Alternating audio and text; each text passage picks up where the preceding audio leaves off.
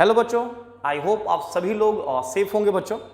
आज हम लोग अपना इलेक्ट्रोस्टैटिक्स का नेक्स्ट लेक्चर करने जा रहे हैं बच्चा, ठीक है ना। और बेसिकली आज हम लोग जो है तीन चीज़ों के बारे में सीखेंगे, ठीक है ना। पहला तो आज हम लोग इलेक्ट्रिक फील्ड निकालना सीखेंगे किसी भी जैसा कि आपको दिख रहा होगा बोर्ड के ऊपर चार्ज्ड कंडक्टिंग स्फीयर या फिर चार्ज्ड स्फेरिकल सेल के बारे में, ठीक है ना। फिर दूसरा हम लोग जो इलेक्ट्रिक फील्ड निकालेंगे वो निकालेंगे किसी भी non conducting uniformly charged cylinder से, ठीक है ना। उसके बाद हम लोग बात करेंगे सिलेंड्रिकल सेल का इलेक्ट्रिक फील्ड। उसके बाद हम लोग बात करेंगे किसी भी large plane sheet non conducting plane sheet के वजह से इलेक्ट्रिक फील्ड का डिस्कशन करेंगे, ठीक है ना। तो आज का जो सेगमेंट है बच्चा वो बहुत इंपॉर्टेंट है हर एक तरह से, क्योंकि अभी जो नया बोर्ड्स का जो आपका जो सिलेबस आया है जिसमें कुछ चीजों को रिमूव करा गया है उसमें इसको भी ऐड करा गया है, मतलब चार्ज स्फेरिकल सेल उसमें जो है वो प्रेजेंट है। तो like boards point of view से भी इसका जो डेरिवेशंस है वो काफी इंपॉर्टेंट है, तो ध्यान रखना जो भी डेराइव करेंगे हम उस पर। इसके अलावा जो नॉन कंडक्टिंग सिलेंडर मैंने बोला या फिर लार्ज सीट का हमने बात करा, चूंकि कैपेसिटर फिर उस पर ही पूरा बेस्ड होता है। तो आज का सेगमेंट पूरा का पूरा समझ लो कि आपके लिए काफी इंपॉर्टेंट होने जा रहा है, ठीक है ना। और नो डाउट कि हम लोग बहुत सारे क्वेश्चंस भी करेंगे जैसे जैसे हम लोग का डेरिवेशंस होते जाएगा और कुछ एक क्वेश्चंस हम लोग लेते चले जाएंगे जिससे कि चीजें जो है एकदम क्लियर हो जाए आपके लिए, ठीक है ना। तो चलो बच्चा स्टार्ट करने जा रहे हैं हम लोग।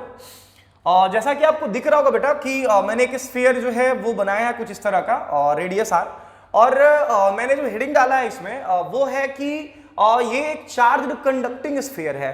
तो अगर आप लोग को याद हो पहला या दूसरे लेक्चर में ही मैंने कंडक्टर्स और इंसुलेटर्स के बारे में एक बेसिक आइडिया आप लोग को दिया था कि अगर कोई भी कंडक्टिंग मटेरियल है और किसी भी कंडक्टिंग मटेरियल को अगर आप एक्सेस चार्ज प्रोवाइड करते हैं बेटा, तो वो जो एक्सेस चार्ज है due to the mutual repulsion कभी भी मटेरियल के अंदर जो है वो रिसाइड नहीं करेगा, वो पूरा का पूरा चार्ज जो है वो सरफेस पे चला आएगा, ठीक है ना। हालांकि इन चीजों के बारे में हम लोग डिस्कशन आगे भी करेंगे, एक चैप्टर हमारा छोटा सा है एज अ चैप्टर मैं उसको पढ़ाऊंगा आप लोग को, और जिसका नाम है प्रॉपर्टीज ऑफ कंडक्टर। तो वो मैं आप लोग को वहां पे जो है इसका प्रूफ भी बताऊंगा, ठीक है ना, कि किस तरह से हम लोग जो है गॉस लॉ का यूज करके इस बात को हम प्रूफ करेंगे, ठीक है ना। हाँ, उसमें दो तीन चीजें और भी होंगी कि जो चार्ज सरफेस पे आएगा वो डिस्ट्रीब्यूट कैसे होगा, यूनिफॉर्मली होगा या नॉन यूनिफॉर्मली होगा, उस पर भी डिस्कशन होएगा। बिकॉज ऑब्वियस है कि अगर जो शेप है कंडक्टिंग सरफेस का जो शेप है वो डिसाइड करता है कि चार्ज का जो डिस्ट्रीब्यूशन है सरफेस के ऊपर वो किस तरह से होना है, यूनिफॉर्मली होना है या फिर नॉन यूनिफॉर्मली होना है, तो वो भी हम डिस्कस करेंगे। बट हाँ, स्फेरिकल कंडक्टर के केस में अगर आप कोई भी जो एक्सेस चार्ज देते हैं तो चार्ज जो है वो यूनिफॉर्मली ही डिस्ट्रीब्यूट होगा। तो मैंने कहा कि यहां पे जो आपको कंडक्टिंग स्फीयर दिख रहा है इसमें जो हमने चार्ज प्रोवाइड करा है इसको एक्सेस चार्ज क्यू, ये इसके पूरे सरफेस पे यूनिफॉर्मली डिस्ट्रीब्यूट हो चुका है, या फिर कभी कभी इसके लिए चार्ज स्फेरिकल सेल वर्ड भी यूज करता है। अब स्फेरिकल सेल अगर हम बोल दिए तो सीधा सा बात है भाई कि जब स्फेरिकल सेल हमने बोला है तो स्फेरिकल सेल कहने का मतलब ही है कि लाइक एक स्मॉल थिकनेस के साथ ये जो है एग्जिस्ट कर रहा है। अगर हम स्फेरिकल सेल के रूप में सोचते हैं then in that case also like obvious है कि जहां पे मास होगा नहीं वहां पे चार्ज रिसाइड कर ही नहीं सकता है, बिकॉज चार्ज जो है एक्सेस चार्ज जो है वो बिना इनर्शिया के बिना मास के एग्जिस्ट कर ही नहीं सकता है। तो अगर अंदर में कोई मटेरियल नहीं है तो डेफिनेटली लाइक इसके अंदर अगर हम बात करें, अगर चार्ज प्रोवाइड करेंगे तो वो चार्ज उसके अंदर आएगा नहीं, वो कहीं ना कहीं उसके लिए उसको मटेरियल चाहिए होगा, अब वो लाइक मटेरियल के रूप में सरफेस पे चला आएगा। तो मैंने कहा कि बेटा यहां जो चार्ज स्फेरिकल सेल अगर हम वर्ड यूज कर रहे हैं तो चार्ज स्फेरिकल सेल के केस में भी वही होगा कि आप जो एक्सेस चार्ज प्रोवाइड करोगे वो ऐसा नहीं कि अंदर चला आएगा, वो भी जो चार्ज है वो लाइक उस सेल के सरफेस पे आकर के लाइक रिसाइड कर लेगा। तो ध्यान से मेरी बात सुनना और एकदम दिमाग में इसको रखना कि या तो हम दो वर्ड यूज करते हैं, या तो हम charged conducting sphere word use करते हैं और या फिर हम लोग वर्ड यूज करते हैं क्या आपका चार्ज्ड स्फेरिकल सेल। क्या कोई दिक्कत? चलो फटाफट इसको नोट कर लोगे, आगे हम लोग बढ़ते हैं इसमें प्रूफ के ऊपर, ठीक है ना। चलिए देखोगे बच्चा,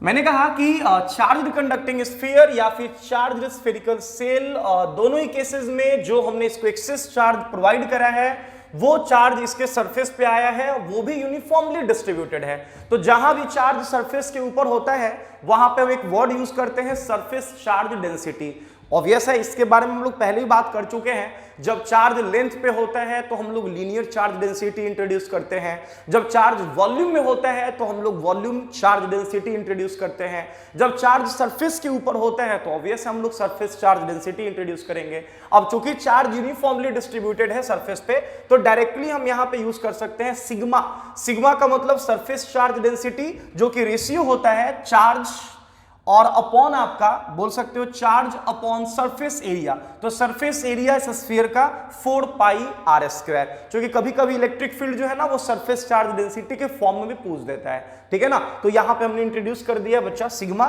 that is equal to Q upon क्या आपका 4 पाई आर स्क्वायर, ठीक है। चलो, तो अब हम जा रहे हैं इस कंडक्टिंग स्फीयर के वजह से, चार्ज कंडक्टिंग स्फीयर के वजह से इलेक्ट्रिक फील्ड निकालने। डेफिनेटली हम लोग गॉस लॉ का यूज करेंगे, और जो गॉस लॉ का जो मॉडिफाइड फॉर्म है वो मैंने आपको पहले ही बता रखा है, याद होगा आप लोगों को। देखोगे बच्चा, like modified form of Gauss law, जैसा कि मैंने बताया है, E that is the strength of the electric field at each point on the Gaussian surface multiplied by, मैंने बताया है आपको, A Gaussian, जैसा कि आप लोग को याद होगा, इज इक्वल टू हम लोग लिख सकते हैं लाइक Q इनक्लोज्ड। यहां पे हम लोग रो डी भी वर्ड यूज नहीं करेंगे, इसलिए नहीं यूज करेंगे बच्चा क्योंकि जो चार्ज है यहां पे वॉल्यूम पे नहीं है, आपका सरफेस के ऊपर है।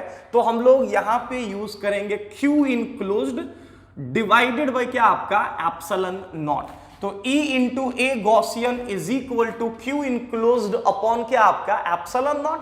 अगर यहीं पे चार्ज वॉल्यूम में होता, मटेरियल के अंदर होता, तो हम लोग Q इनक्लोज्ड को रिप्लेस कर देते हैं इंटीग्रल ऑफ रो dv से, जहां पे रो क्या होता है आपका वॉल्यूम चार्ज डेंसिटी। क्या कोई दिक्कत? अब देखना बच्चा, मैंने कहा कि अगर आपको ये गॉस लॉ मालूम है तो डेफिनेटली इसका यूज करके हम जो है स्ट्रेंथ निकाल सकते हैं इलेक्ट्रिक फील्ड का। अब कहोगे सर यहां पे तो दो केसेस में इलेक्ट्रिक फील्ड निकालेंगे हम लोग, पहला तो इस स्फेरिकल सेल के अंदर निकालेंगे इलेक्ट्रिक फील्ड कितना होगा, फिर हम स्फेरिकल सेल के बाहर निकालेंगे इलेक्ट्रिक फील्ड कितना होगा। तो बिल्कुल सही है, दो केसेस में हम निकालेंगे ही। तो हमारा जो केस फर्स्ट होगा बच्चा, लाइक वो होगा कि हम सेंटर से आर डिस्टेंस पे, इनफैक्ट स्मॉल आर डिस्टेंस पे कहीं यहां पे इलेक्ट्रिक फील्ड निकालने जा रहे हैं। माने आर जो है वो less than equal to R है। Less than equal to R कहने का मतलब कि हम इनसाइड जो है वो इलेक्ट्रिक फील्ड का स्ट्रेंथ निकालने जा रहे हैं, कितना होगा। कहोगे कैसे निकालेंगे सर? तो डेफिनेटली स्फेरिकल चार्ज डिस्ट्रीब्यूशन के लिए जो गॉसियन सरफेस अवेलेबल होगा, like high degree of symmetricity के साथ, वो स्फेरिकल गॉसियन सरफेस ही होगा। तो मैंने कहा कि एक हमने गॉसियन सरफेस सेलेक्ट करा है कुछ इस तरह से, spherical Gaussian surface like this, ये है हमारा गॉसियन सरफेस। ध्यान देना बच्चा, मैंने कहा कि हम लोग जा रहे हैं गॉस लॉ लगाने इस गॉसियन सरफेस के करस्पॉन्डिंग। तो आप कहोगे सर एकदम आराम से लगा सकते हैं ना, गॉस लॉ लगाइए यहां पे। तो ये हो जाएगा E इंटू ए गॉसियन। तो गॉसियन सरफेस के रूप में यहां पे एक स्फीयर है, ठीक है, स्फेरिकल सरफेस है ऑफ स्मॉल आर रेडियस। तो ये हो जाएगा आपका 4 pi are square is equal to Q enclosed. तो Q इनक्लोज्ड कहने का मतलब कि वो चार्ज जो इस गॉसियन सरफेस के द्वारा इनक्लोज हुआ है। तो बेटा ये जो गॉसियन सरफेस आपको दिख रहा है ये इस कंडक्टिंग स्फीयर के अंदर है, और चूंकि कंडक्टिंग स्फीयर के अंदर किसी तरह का कोई भी एक्सेस चार्ज अवेलेबल नहीं होता है, मींस अंदर में तो कोई चार्ज है ही नहीं, माने Q इनक्लोज्ड की जगह वैल्यू क्या हो जाएगा आपका 0 डिवाइडेड बाय आपका कितना एप्सिलॉन नॉट। ऑब्वियस है, जीरो को जब हम लोग एप्सिलॉन नॉट से डिवाइड देते हैं तो जो रिजल्ट होगा वो हमारा 0 के ही रूप में आएगा। अब आप देख सकते हो बच्चा, ऑब्वियस है गॉसियन सरफेस का सरफेस एरिया, माने ये टर्म तो 0 हो नहीं सकता है, तो 0 किसको होना पड़ेगा आपका E को, माने E जो होगा वो इक्वल किसके होगा आपका 0 के। इससे ये प्रूफ हुआ, इससे ये प्रूफ हो गया कि किसी भी चार्ज्ड कंडक्टिंग स्फीयर के अंदर जो इलेक्ट्रिक फील्ड का वैल्यू होता है वो 0 होता है। किसी भी चार्ज्ड कंडक्टिंग स्फीयर के अंदर इलेक्ट्रिक फील्ड का वैल्यू 0 होता है। क्या कोई दिक्कत? फटाफट नोट करोगे। नेक्स्ट, अब हम लोग आउटसाइड की तरफ मूव करेंगे बच्चा, देखिएगा ध्यान से आप लोग, ठीक है ना। आउटसाइड की तरफ हम लोग मूव करने जा रहे हैं, देखोगे ध्यान से। इसी गॉस लॉ का हम लोग यूज करेंगे आउटसाइड में भी इलेक्ट्रिक फील्ड निकालने के लिए, ध्यान दीजिएगा।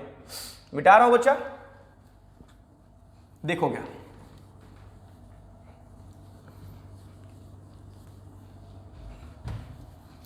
चलिए हो गया।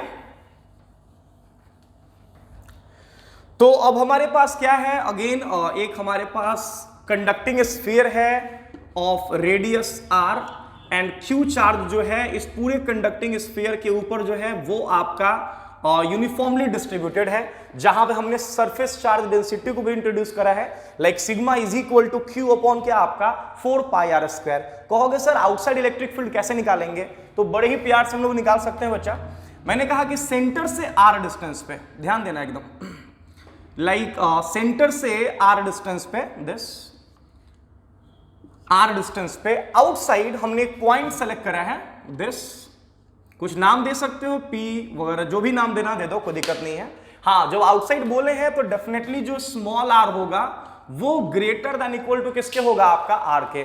तो R greater than equal to R का मतलब ही हो गया बच्चा कि हम आउटसाइड का बात कर रहे हैं, आउटसाइड का बात कर रहे हैं, ठीक है ना। अब देखना बच्चा, मैंने कहा कि अगेन स्फेरिकल चार्ज डिस्ट्रीब्यूशन यहां पे दिख रहा है आपको, और कंडक्टिंग स्फीयर के सरफेस पे चार्ज अवेलेबल है Q, और इसके सेंटर से आर डिस्टेंस पे, स्मॉल आर डिस्टेंस पे कोई पॉइंट P है जहां हमें इलेक्ट्रिक फील्ड का स्ट्रेंथ निकालना है। Again like spherical charge distribution के लिए जो हमारा गॉसियन सरफेस अवेलेबल होगा हाई डिग्री ऑफ सिमेट्रिसिटी के साथ, वो एक स्फेरिकल ही सरफेस होगा। मींस हमने एक स्फेरिकल गॉसियन सरफेस जो कि पॉइंट P से पास कर रहा होगा को सिलेक्ट करते हैं, कुछ ऐसा, ध्यान दीजिएगा बच्चा। अब ये हमारे लिए गॉसियन सरफेस अवेलेबल है स्फेरिकल फॉर्म में, ठीक है ना, कुछ ऐसा। इसके लिए हम जा रहे हैं बेटा गॉस लॉ लगाने, डायरेक्ट हम लोग यूज करेंगे अपना रिजल्ट जो कि पता है, E that is the strength of the electric field.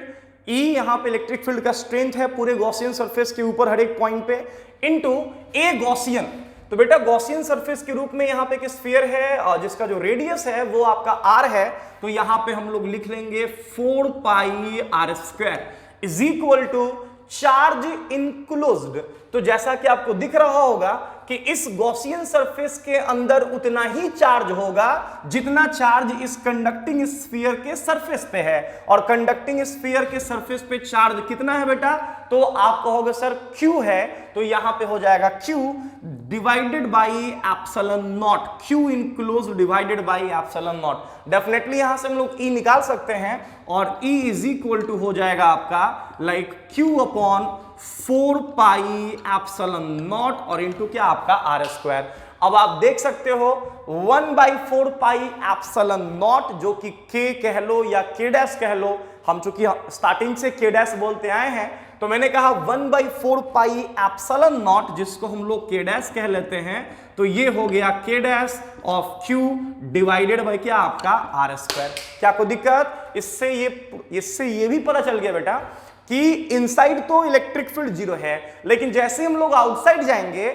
Outside के केस में हम लोग उस पूरे स्फेरिकल सेल को एक पॉइंट चार्ज के रूप में ट्रीट कर सकते हैं, उस पूरे कंडक्टिंग स्फीयर को हम एक पॉइंट चार्ज के रूप में ट्रीट कर सकते हैं, और पॉइंट चार्ज के वजह से जो इलेक्ट्रिक फील्ड का स्ट्रेंथ का जो रिजल्ट होता है, जो फॉर्मूला होता है that is K dash Q upon R square, वो बड़े ही प्यार से हम लोग लगा सकते हैं। क्या कोई दिक्कत, चलिए फटाफट नोट करोगे बेटा, ध्यान देना।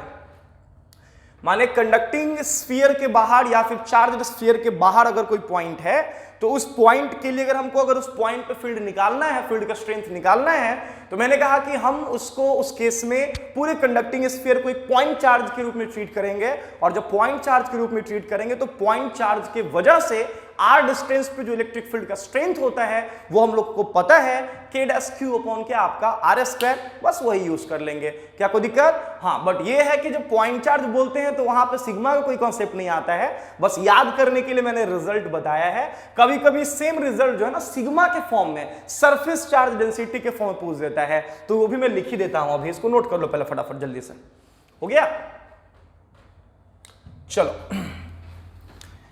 अब देखना बच्चा, इसमें क्या है, ध्यान रखिएगा कि अगर इसी रिजल्ट को सिग्मा के फॉर्म में लिख दिया जाए, सरफेस चार्ज डेंसिटी के फॉर्म में, तो जैसा कि हमें आउटसाइड जो है रिजल्ट आया है अभी इलेक्ट्रिक फील्ड का, तो आउटसाइड आपका जो स्ट्रेंथ आया है इलेक्ट्रिक फील्ड का E, वो आपका आया है बच्चों like Q upon 4 pi epsilon not और इंटू क्या आपका R स्क्वायर। क्या कोई दिक्कत? अगर हम चाहें तो क्या इसको ऐसे लिख सकते हैं बच्चों, like E is equal to Q upon 4 pi R square, Q upon, एकदम ध्यान देना बेटा, Q upon 4 pi R square multiplied by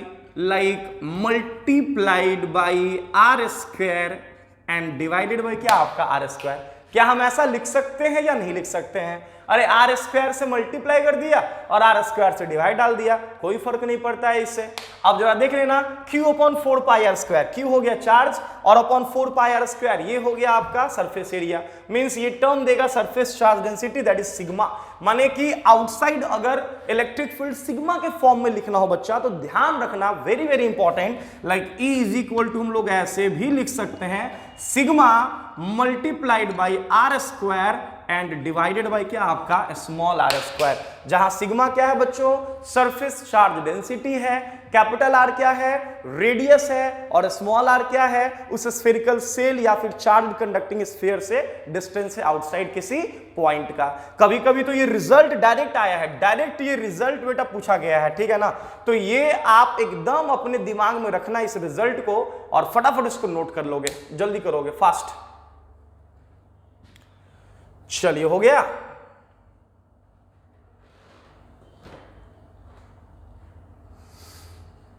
बिटाओ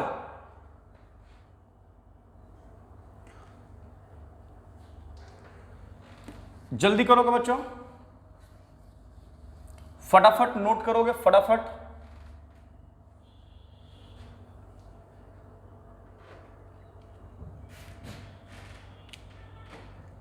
देखो एक हमने यहां पे गड़बड़ कर दिया ना, 4 पाई एप्सिलॉन नॉट था ना, आई थिंक एप्सिलॉन नॉट हमने यहां छोड़ दिया बच्चा, ये एप्सिलॉन नॉट जो है यहां चला आएगा ना, सॉरी, तो ये सिग्मा अपॉन एप्सिलॉन नॉट हो जाएगा into R square by R square. हाँ अब सही है, ये एप्सिलॉन नॉट यहां पे अवेलेबल था ना, एप्सिलॉन नॉट यहां चला आएगा, हो गया। चलो जल्दी करो बच्चों, नेक्स्ट। अब हम लोग जा रहे हैं, चलिए अब हम लोग जो है ग्राफ प्लॉट करने जा रहे हैं बच्चा, एकदम ध्यान से मेरी बात सुनना, ठीक है ना। तो अभी हम लोग ना एक ग्राफ प्लॉट करने जा रहे हैं against the electric field produced by a charged spherical cell or a conducting sphere, ठीक है, and the radial distance r, ठीक है ना। ये हम लोग एक ग्राफ प्लॉट करने जा रहे हैं अभी E और R के बीच में। तो बच्चा जैसा कि मैंने प्रूव करा है, ठीक है ना, पहला तो कि जो भी इलेक्ट्रिक फील्ड यहाँ पे होगा वो दो हिस्सों में डिवाइड होगा, पहला आपका स्फेरिकल सेल या फिर कंडक्टिंग स्फीयर के अंदर और दूसरा आपका कंडक्टिंग स्फीयर या फिर स्फेरिकल सेल के बाहर, ठीक है ना। तो मैंने कहा कि यहीं पे ना एक पॉइंट इंट्रोड्यूस कर लेते हैं, R इज इक्वल टू क्या आपका R, ठीक है ना। तो ये R is equal to R कहने का मतलब ये हम लोग सरफेस का बात कर रहे हैं, तो ये हिस्सा इनसाइड हो गया और ये हिस्सा इसके बाद का आउटसाइड हो गया। तो बच्चा इनसाइड के लिए अगर हम बात करें तो जैसा कि मैंने बता रखा है कि इनसाइड के लिए that is R less than equal to R के लिए जो इलेक्ट्रिक फील्ड है वो आपका 0 होता है, जो मैंने प्रूफ कर रखा है अभी। जबकि जब हम लोग आउटसाइड जाते हैं, माने आउटसाइड कहने का मतलब जब R greater than equal to R होगा तो इलेक्ट्रिक फील्ड मैंने बताया है आप लोगों को, या तो आप यूज कर लो पॉइंट चार्ज के रूप में K डैश Q अपॉन क्या आपका R स्क्वायर, और या फिर चाहो आप तो ऐसे भी लिख सकते हो सिग्मा अपॉन एप्सिलॉन नॉट। याद रखना ये भी बहुत इंपॉर्टेंट है, sigma upon epsilon naught multiplied by R square divided by क्या आपका स्मॉल r का स्क्वायर, ठीक है ना। तो ये सिग्मा के फॉर्म में हो गया, सरफेस चार्ज डेंसिटी के फॉर्म में हो गया, और ये सिंपली चार्ज के फॉर्म में हो गया, ठीक है ना। तो मैंने कहा कि बस ग्राफ हमें प्लॉट करना है, कैसा ग्राफ होगा। तो जैसा कि आपको दिख भी रहा होगा बेटा कि इस साइड में तो कोई ग्राफ होने से रहा, और ये जो साइड है आपका, ये जो इलेक्ट्रिक फील्ड इस साइड में अवेलेबल है वो इनवर्सली प्रोपोर्शनल किसके है आपका R स्क्वायर के। क्या कोई दिक्कत?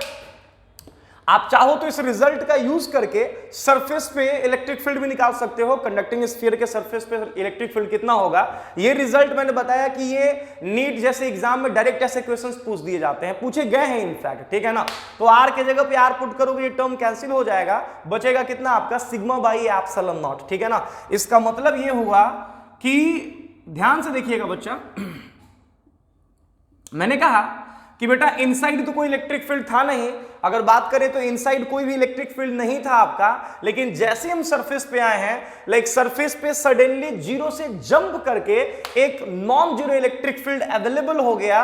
किस फॉर्म में अवेलेबल हो गया बच्चा, तो ये आपका इस जगह पे इलेक्ट्रिक फील्ड अवेलेबल हो गया सिग्मा अपॉन एप्सिलॉन नॉट के फॉर्म में, ठीक है ना।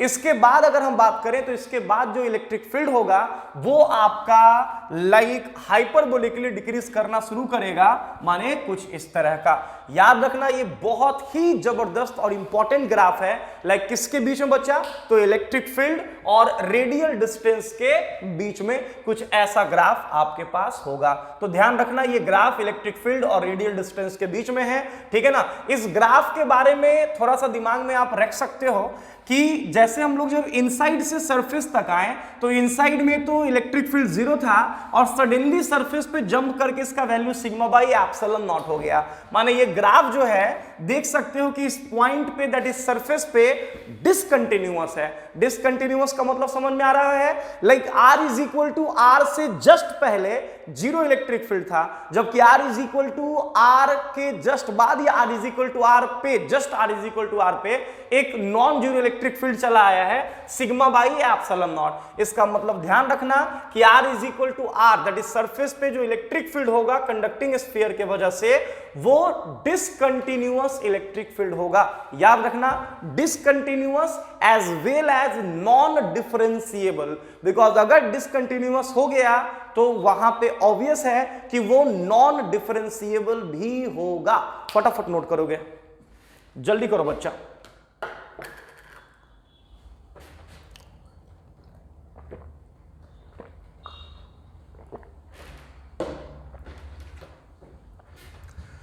हो गया।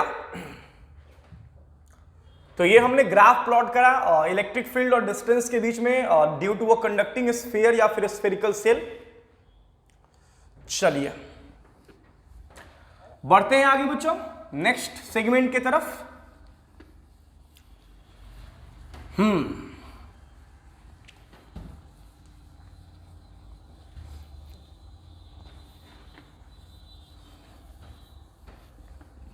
चलो एक क्वेश्चन इसमें हम लेते हैं, ठीक है ना। एक क्वेश्चन लेते हैं इसमें, देखते हैं बना पाते हैं आप लोग, नहीं बना पाते हैं। देखोगे ध्यान से क्वेश्चन क्या है। मैंने कहा कि हमारे पास एक कंडक्टिंग स्फीयर है this,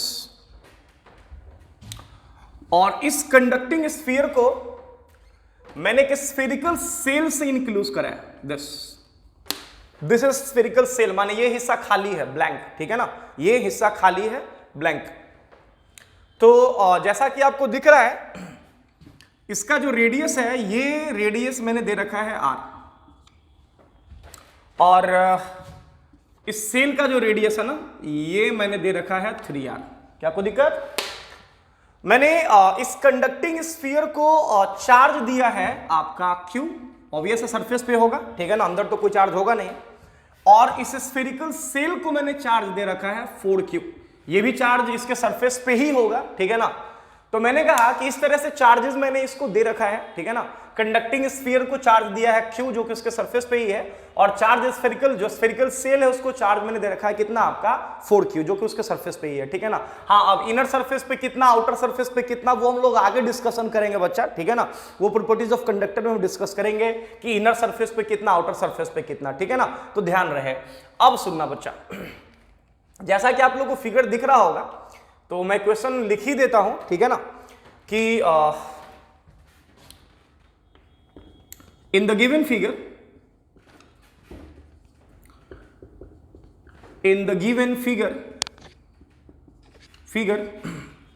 a conducting sphere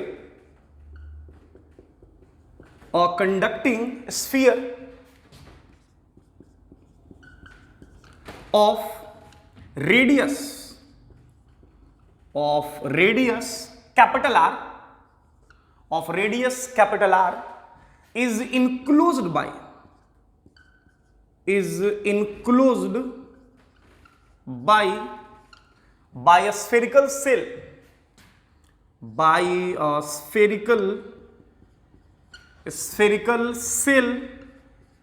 of radius 3R, जैसा कि दिख रहा होगा आपको, ठीक है ना। तो सवाल मेरा है then find the electric field at a distance 2R from the centre of the conducting sphere. माने कंडक्टिंग स्फीयर के सेंटर से 2R डिस्टेंस पे कहीं यहां पे हमें जो है वो इलेक्ट्रिक फील्ड पता करना है कि इलेक्ट्रिक फील्ड यहां पे कितना होगा। क्या कोई दिक्कत? यही क्वेश्चन है आपके सामने कि सेंटर से, ऑब्वियस है दोनों कॉन्सेंट्रिक है बच्चा, ठीक है ना। कंडक्टिंग स्फीयर को जिस स्फेरिकल सेल से मैंने इनक्लोज कराया ना, वो दोनों कॉन्सेंट्रिक है, ठीक है, दोनों का सेंटर जो है वो कॉमन है। तो कंडक्टिंग स्फीयर के सेंटर से कह लो या फिर स्फेरिकल सेल के सेंटर से कह लो, 2R डिस्टेंस पे इस पॉइंट पे हमें इलेक्ट्रिक फील्ड पता करना है कि इस पॉइंट पे इलेक्ट्रिक फील्ड कितना होगा। 2R डिस्टेंस पे इस जगह पे पॉइंट P मान लेते हैं, पॉइंट P पे इलेक्ट्रिक फील्ड पता करना है कितना होगा। क्या कोई दिक्कत? बस ये क्वेश्चन है आपके लिए, जल्दी नोट कर लोगे, फटाफट मिटा रहा हूं इसको, देखोगे हो गया। चलिए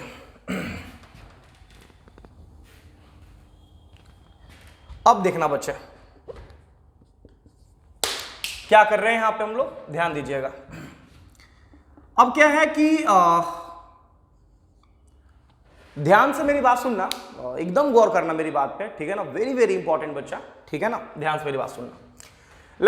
दो ऑप्शन है आपके पास, या तो आप गॉस लॉ लगा करके इस क्वेश्चंस को बना लो, आराम से बन जाएगा, गॉस लॉ का यूज करके इस सवाल को बना लो, तब भी ये क्वेश्चन आपके सामने होगा, बहुत आराम से बन जाएगा, ठीक है ना। या फिर आप डायरेक्ट स्फेरिकल सेल वाला रिजल्ट यूज कर लो, तब भी ये क्वेश्चन बन जाएगा, ठीक है ना।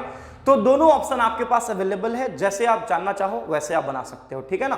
तो चलो, अब कितने लोग होगा कि नहीं सर हम गॉस लॉ का यूज करके सर इस क्वेश्चन को बनाना चाहते हैं, तो कोई दिक्कत नहीं, बनाओ ना, गॉस लॉ का भी यूज करके बनाओ। तो चलो मेथड फर्स्ट हम लोग गॉस लॉ का यूज करके बनाते हैं। तो बेटा जब हम लोग गॉस लॉ का यूज करके बनाएंगे तो डेफिनेटली चूंकि चार्ज डिस्ट्रीब्यूशन जो है वो स्फेरिकल है, तो यहां पे जो हमारे पास गॉसियन सरफेस अवेलेबल होगा, जो गॉसियन सरफेस अवेलेबल होगा ऑब्वियस है वो भी आपका स्फेरिकल होगा, बिकॉज डिग्री ऑफ सिमेट्रिसिटी को हाई होना है। डिग्री ऑफ सिमेट्रिसिटी हाई कहने का मतलब बता चुके हैं प्रीवियस लेक्चर्स में कि पूरे गॉसियन सरफेस के हर एक पॉइंट पे फील्ड का जो स्ट्रेंथ है वो सेम होना है, साथ ही साथ जो डायरेक्शन है फील्ड का वो गॉसियन सरफेस पे नॉर्मल होना है। तो वो तभी होगा जब हम लोग स्फेरिकल गॉसियन सरफेस सेलेक्ट करेंगे। तो मैंने कहा कि स्फेरिकल गॉसियन सरफेस हम लोग यहाँ पे सेलेक्ट करा हमने, कुछ ऐसा दिस। अगर आप यहां पे गॉस लॉ लगाते हो तो बड़े ही प्यार से आप लिख सकते हो, रिजल्ट देख सकते हो, बताया है मैंने E इंटू ए गॉसियन। तो बेटा जो गॉसियन सरफेस यहां पे आपको दिख रहा है, ठीक है ना, उसके लिए रेडियस का काम कौन कर रहा है? आपका 2R। तो ये हो जाएगा 4 पाई और इंटू किसका स्क्वायर? आपका 2R का स्क्वायर इज इक्वल टू, जानते हैं हम लोग, charge enclosed, E into a Gaussian is equal to charge enclosed. मैंने कहा कि इस गॉसियन सरफेस के अंदर वही चार्ज इनक्लोज्ड होगा जो चार्ज इस कंडक्टिंग स्फीयर के सरफेस पे होगा। इस चार्ज को तो हम कंसीडर करेंगे ही नहीं, ऑब्वियस है, बिकॉज हम लोग गॉसियन सरफेस में हमेशा उसी चार्ज का कंट्रीब्यूशन देखते हैं फ्लक्स में जो कि उस गॉसियन सरफेस के अंदर होता है। तो इस गॉसियन सरफेस के अंदर जो चार्ज अवेलेबल है वो Q है, ना कि 4Q, ठीक है ना। तो यहां पे चार्ज इनक्लोज्ड के जगह पे लिखेंगे Q एंड डिवाइडेड बाय क्या? आपका एप्सिलॉन नॉट। तो यहां से भी आपका E निकल जाएगा और E का जो वैल्यू आएगा वो आपका आएगा, देखोगे, Q डिवाइडेड बाय कितना? 2R का स्क्वायर। तो 2R स्क्वायर जो है वो 4R स्क्वायर हो जाएगा, मल्टीप्लाई कर सकते हो, तो ये हो जाएगा 8, नहीं गड़बड़ बोल दिया, ये आपका 2 का स्क्वायर हो जाएगा 4 इंटू 4 आपका 16 हो जाएगा।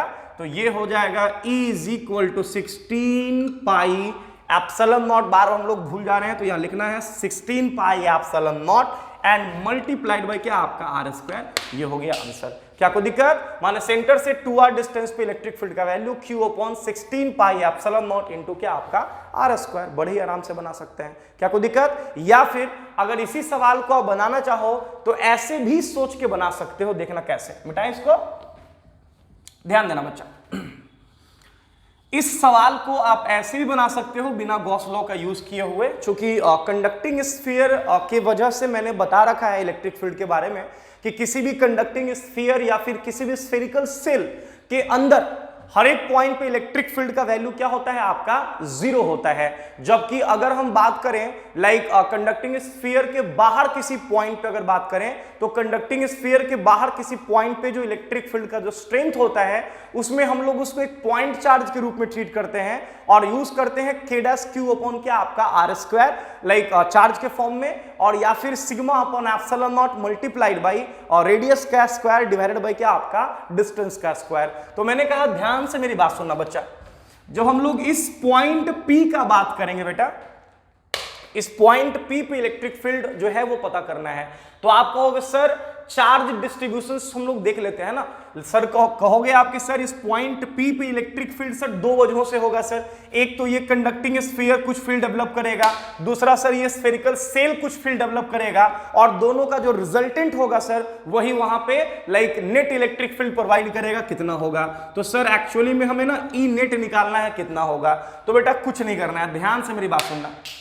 जब हम पॉइंट P को कंसीडर करेंगे तो ये पॉइंट इस स्फेरिकल सेल के अंदर है, ये पॉइंट इस स्फेरिकल सेल के अंदर है, और मैंने प्रूफ कर रखा है कि किसी भी स्फेरिकल सेल के अंदर लाइक किसी भी पॉइंट पे उस सेल के वजह से फील्ड क्या होता है आपका 0। तो सेल के कारण इस पॉइंट पे कोई फील्ड नहीं होगा, 0 इलेक्ट्रिक फील्ड होगा। जबकि अगर यही पॉइंट का बात करें तो बेटा ये पॉइंट इस कंडक्टिंग स्फीयर के बाहर है, तो डेफिनेटली यहां पे फील्ड होगा, लेकिन सेल के वजह से नहीं होगा, इस कंडक्टिंग स्फीयर के वजह से होगा, जिसको कि हम एक पॉइंट चार्ज के रूप में ट्रीट कर सकते हैं। और जब पॉइंट चार्ज के रूप में ट्रीट करेंगे तो यूज कर लेंगे K' multiplied by Q and divided by क्या आपका r²। तो डिस्टेंस के जगह पे यहां पे हो जाएगा 2r का स्क्वायर, तो 2r का स्क्वायर हो जाएगा 4r², और K' का वैल्यू हम लोग को पता है 1/4 पाई एप्सिलॉन नॉट, माने नेट इलेक्ट्रिक फील्ड आपको निकल गया पॉइंट P पे, और ये आपका आया है Q/16 पाई एप्सिलॉन नॉट और इंटू r²। नोट करोगे बढ़िया से फास्ट। चलो अब आपके लिए एक टास्क है, मैं आपको एक टास्क दे रहा हूं, ये टास्क आप बना लेना। आपको बताना है कि सेंटर से 4r डिस्टेंस पे, सेंटर से 4r डिस्टेंस पे कहीं यहां पे इलेक्ट्रिक फील्ड का स्ट्रेंथ कितना होगा। दोनों मेथड से बनाओगे आप, गॉस लॉ का भी यूज करके बनाओगे और नॉर्मली आप रिजल्ट का भी यूज करके बनाओगे, ठीक है ना। सेंटर से 4r डिस्टेंस पे इलेक्ट्रिक फील्ड का स्ट्रेंथ कितना होगा, फटाफट नोट करोगे। चलिए, ये हमारा कंडक्टिंग स्फीयर या फिर स्फेरिकल सेल की वजह से इलेक्ट्रिक फील्ड था। अब हम लोग नेक्स्ट सेगमेंट में अपन एंटर करने जा रहे हैं, ध्यान दीजिएगा। जल्दी करो बच्चा, फास्ट।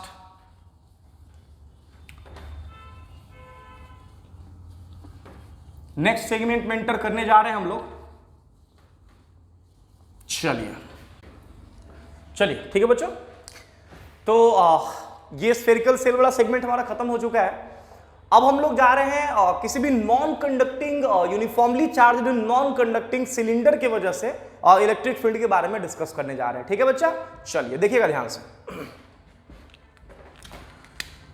ऐसा है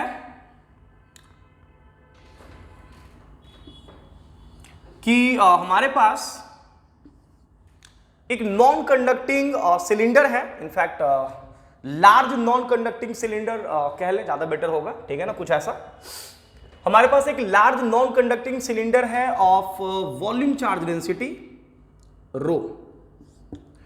वॉल्यूम चार्ज डेंसिटी रो कहने का मतलब ये है बेटा कि चार्ज जो है उस नॉन कंडक्टिंग सिलेंडर के मटेरियल के अंदर अवेलेबल है, ठीक है ना। जिस तरह से हमारा नॉन कंडक्टिंग स्फीयर था बेटा, उसी तरह से ये नॉन कंडक्टिंग सिलेंडर है हमारा, ठीक है ना। दिस और रेडियस इसका दे रखा है, इस नॉन कंडक्टिंग सिलेंडर का जो रेडियस है वो आपका दे रखा है r, ठीक है। चलिए, and this is the axis of the cylinder, ये हमारा सिलेंडर का एक्सिस है, सिलेंडर का एक्सिस। अब देखना बच्चा, मैंने कहा कि अगर बात करें तो जो लेंथ है सिलेंडर का, इसका लेंथ हम लोग खुद से अज्यूम कर लेते हैं एल, और चूंकि लार्ज हमने वर्ड यूज करा है तो एल जो है वो मान के चलेंगे जो मच मच ग्रेटर देन किससे है, आपका आर से है, ठीक है ना। तो मैंने कहा कि हमारे पास एक लार्ज नॉन कंडक्टिंग सिलेंडर जिसका वॉल्यूम चार्ज डेंसिटी रो दिया है और रेडियस जो है वो आर दिया है, और इस नॉन कंडक्टिंग सिलेंडर का जो लेंथ है बेटा वो हमने दे रखा है कितना, आपका एल, जहां पे एल जो है वो मच मच ग्रेटर देन किससे है, आपका आर से है, ठीक है ना। अब सुनना, मैंने कहा कि इस नॉन कंडक्टिंग सिलेंडर के अंदर और बाहर, माने 2 पॉइंट्स हमें सोचना है। पहला तो एक पॉइंट हमें बात करनी है इस नॉन कंडक्टिंग सिलेंडर के अंदर एक्सिस से आर डिस्टेंस पे, ठीक है ना, और एक बारी बात करनी है इस नॉन कंडक्टिंग सिलेंडर के बाहर एक्सिस से आर डिस्टेंस पे। क्या कोई दिक्कत? अब यहां पे हम लोग इलेक्ट्रिक फील्ड के बारे में डिस्कस करेंगे, इस नॉन कंडक्टिंग सिलेंडर की वजह से जो इलेक्ट्रिक फील्ड डेवलप होगा उसके बारे में डिस्कस करेंगे। तो ऑब्वियस है कि हम लोग गॉस लॉ का यूज करेंगे इलेक्ट्रिक फील्ड निकालने के लिए, और जो रिजल्ट है हमारे पास, जो लॉ है वो हमारे पास अवेलेबल है ई और इनटू ए गॉसियन, जैसा कि हम लोग पहले भी डिस्कस कर चुके हैं, is equal to charge enclosed. बेटा यहां पे चार्ज इनक्लोज्ड की जगह पे हम लोग यूज कर सकते हैं रो डीवी। यहां रो डीवी क्यों यूज कर रहे हैं, समझ में आ रहा है बेटा? बिकॉज यह जो चार्ज है वो उस नॉन कंडक्टिंग सिलिंड्रिकल मटेरियल के अंदर अवेलेबल है, इसलिए हमने यहां पे रो डीवी यूज करा है, ठीक है ना, डिवाइडेड बाय क्या, आपका एप्सिलॉन नॉट, ठीक है ना। तो बस हम इसी लॉ का यूज करके, इस गॉस लॉ का यूज करके इलेक्ट्रिक फील्ड का स्ट्रेंथ निकालेंगे नॉन कंडक्टिंग सिलेंडर के अंदर भी और बाहर भी, ठीक है ना। चलो अब देखना, अब सवाल यह है कि सर 2 केसेस में होगा सर, पहला तो इनसाइड का बात करेंगे सर और दूसरा आउटसाइड का बात करेंगे। तो चलो पहले इनसाइड के साथ ही हम लोग स्टार्ट करते हैं बेटा। दैट इज आर जो है वो हमारा less than equal to R होगा। तो बेटा जब R less than equal to R होगा, दैट इज इनसाइड का हम लोग जब बात करेंगे, तो सबसे पहला सवाल तो ये आएगा कि हमें एक ऐसा गॉसियन सरफेस सेलेक्ट करना है जो कि पॉइंट P से पास करे और साथ ही साथ डिग्री ऑफ सिमेट्रिसिटी हाई हो। हाई कहने का मतलब ये कि हर एक पॉइंट पे, उस गॉसियन सरफेस के हर एक पॉइंट पे फील्ड का जो स्ट्रेंथ है वो आपका सेम हो, साथ ही साथ जो डायरेक्शन ऑफ इलेक्ट्रिक फील्ड है वो आपका like normal to the surface हो। आप कहोगे सर यहां भी स्फेरिकल ले लेंगे, नहीं, यहां पे आप स्फेरिकल गॉसियन सरफेस नहीं ले सकते हो बेटा, बिकॉज स्फेरिकल गॉसियन सरफेस अगर आप लिए तो सबसे पहला बात तो ये होगा कि स्फेरिकल गॉसियन सरफेस लेने का सबसे पहला डिसएडवांटेज ये होगा कि जो डायरेक्शन ऑफ इलेक्ट्रिक फील्ड होगा वो उस गॉसियन सरफेस के ऊपर परपेंडिकुलर नहीं होगा, वो ऑब्लिकली फॉल करेगा उस गॉसियन सरफेस के ऊपर, ठीक है ना।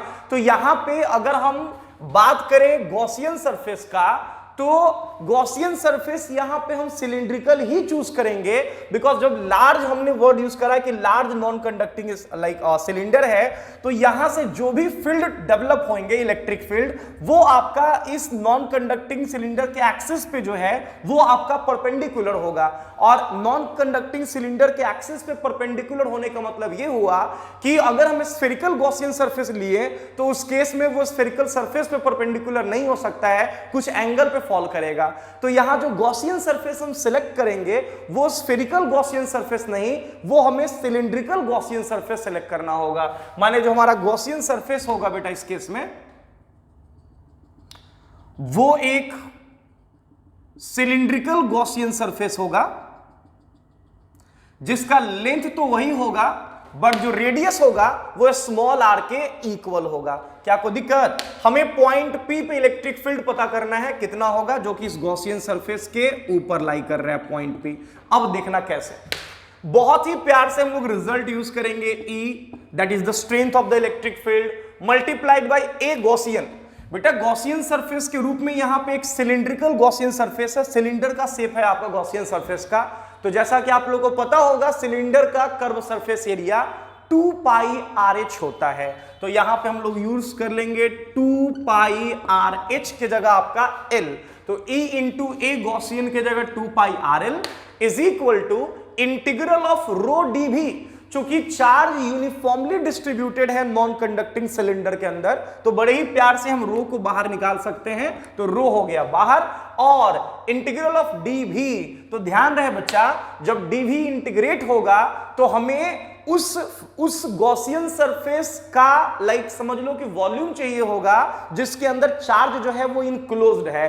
तो आप कहोगे सर चार्ज तो इसके अंदर इनक्लोज्ड होगा इस गॉसियन सरफेस के अंदर, तो बेटा इसका वॉल्यूम हमको चाहिए जिसके अंदर चार्ज इनक्लोज्ड है। तो आप कहोगे सर वॉल्यूम के लिए फॉर्मूला हम लोग जानते हैं, लाइक सिलेंडर का वॉल्यूम होता है पाई आर स्क्वायर एच। तो यहां पे पुट कर लेंगे पाई आर स्क्वायर एल, एच के जगह एल हो जाएगा, एंड डिवाइडेड बाय क्या आपका एप्सिलॉन नॉट। क्या कोई दिक्कत?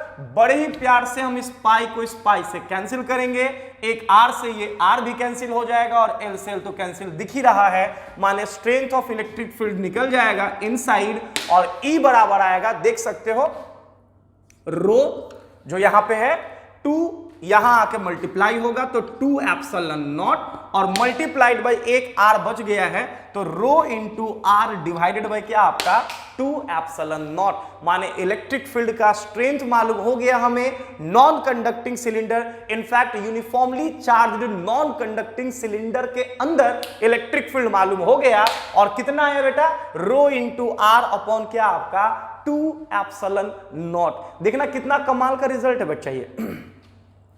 रो into r by 2 epsilon naught, ये नॉन कंडक्टिंग सिलेंडर के अंदर इलेक्ट्रिक फील्ड आया। अब जरा याद करना कि non conducting uniformly charged non conducting sphere के अंदर इलेक्ट्रिक फील्ड कितना आता था? वो होता था rho into r by 3 epsilon naught, जबकि यहां पे ये आ गया है कितना बेटा? Rho into r by 2 epsilon naught. माने रिजल्ट याद रखना बड़ा ही आसान है, लाइक नॉन कंडक्टिंग स्फीयर के केस में like rho into r by 3 epsilon naught, जबकि नॉन कंडक्टिंग सिलेंडर के केस में rho into r by 2 epsilon naught. क्या कोई दिक्कत? बस याद ये रखना है कि यहां जो आर है वो सिलिंड्रिकल एक्सिस से किसी पॉइंट जो कि इस नॉन कंडक्टिंग सिलेंडर के अंदर है तक का डिस्टेंस है। क्या कोई दिक्कत? फटाफट नोट करोगे, जल्दी करोगे। नेक्स्ट बढ़ू आगे। चलो ये तो हमारा इनसाइड हो गया। अब लगे हाथ हम लोग आउटसाइड भी निकाल लेते हैं। आउटसाइड कितना होगा देखेंगे ध्यान से बच्चों। आउटसाइड हम लोग जा रहे हैं अभी इलेक्ट्रिक फील्ड निकालने, नॉन कंडक्टिंग सिलेंडर के अंदर इलेक्ट्रिक फील्ड निकालने जा रहे हैं। देखिएगा ध्यान से, गौर करना।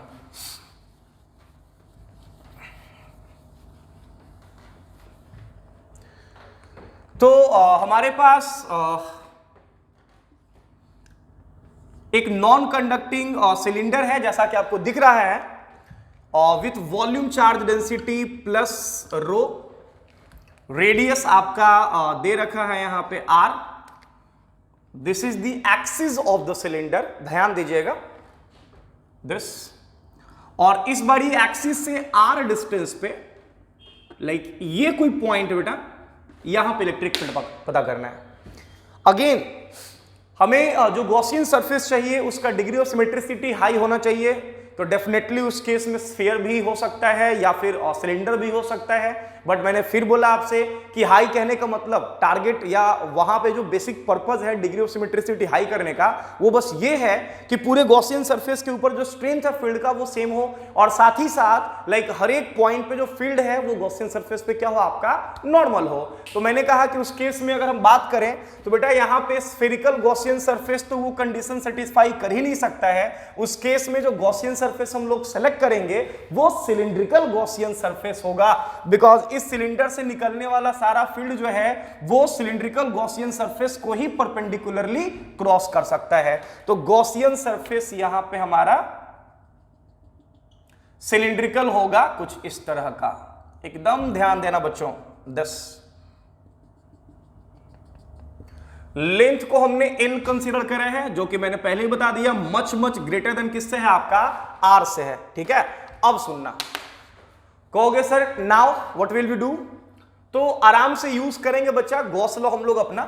तो E that is the strength of the electric field इस पूरे गॉसियन सरफेस के ऊपर हर एक पॉइंट पे E इंटू ए गॉसियन, तो बेटा इस गॉसियन सरफेस का सरफेस एरिया हम लोग यूज कर लेंगे, ये हो जाएगा 2 पाई आर एल, जहां पे एल हो गया length of the cylinder, 2 pi are L, R हो गया डिस्टेंस कह लो या फिर उस गॉसियन सरफेस का रेडियस कह लो, सिलेंड्रिकल गॉसियन सरफेस का, तो 2 pi are l is equal to again rho, चूंकि चार्ज यूनिफॉर्मली डिस्ट्रीब्यूटेड है तो ऑब्वियस है कि रो बाहर आ जाएगा आपका इंटीग्रेशन से, एंड डी भी। बस यहां पे केयरफुल रहना, यहां पे हम पहले भी डिस्कस कर चुके हैं कि वॉल्यूम में हमें लाइक गॉसियन सरफेस के अंदर का वो वॉल्यूम चाहिए जहां पे चार्ज अवेलेबल है। तो बेटा इस गॉसियन सरफेस के अंदर वही चार्ज इनक्लोज होगा, वही चार्ज इनक्लोज होगा जो चार्ज इस सिलेंडर के अंदर होगा। क्योंकि ये हिस्सा तो खाली है ना, कुछ है ही नहीं इसमें, तो इसमें तो कोई चार्ज भी नहीं होना है, चार्ज तो बस इस सिलेंडर के अंदर होगा। तो वॉल्यूम जो यहां हम देखेंगे वो गॉसियन सरफेस का वॉल्यूम नहीं होगा, वो होगा गॉसियन सरफेस के अंदर उस हिस्से का वॉल्यूम जिसके अंदर चार्ज अवेलेबल है। तो चार्ज कहां अवेलेबल है? इस सिलेंडर के अंदर। तो इसका वॉल्यूम हम लोग लेंगे जो कि हो जाएगा पाई आर स्क्वायर, एच की जगह हो जाएगा एल, डिवाइडेड बाय हो जाएगा आपका एप्सिलॉन नॉट। क्या कोई दिक्कत? बड़े ही प्यार से ये पाई से पाई कैंसिल, ये एल से एल आपका कैंसिल, माने इलेक्ट्रिक फील्ड आपका आ जाएगा लाइक आउटसाइड, ये आएगा rho upon 2 epsilon naught multiplied by R square divided by small R. फटाफट नोट कर लोगे बच्चा, ये हमारा आउटसाइड इलेक्ट्रिक फील्ड आ गया नॉन कंडक्टिंग सिलेंडर, या यूं कहें uniformly charged non conducting cylinder के बाहर। फटाफट नोट करोगे, हम लोग जेई का एक क्वेश्चन लेने वाले हैं, आईआईटी एडवांस का, ठीक है ना, 2012 का क्वेश्चन है ये, इंटीजर टाइप सवाल था, ठीक है ना, वो भी हम लोग लेंगे। जल्दी करोगे, हो गया?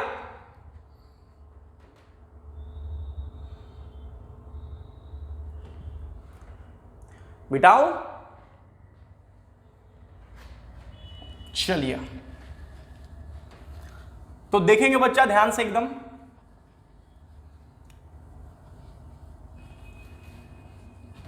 चलो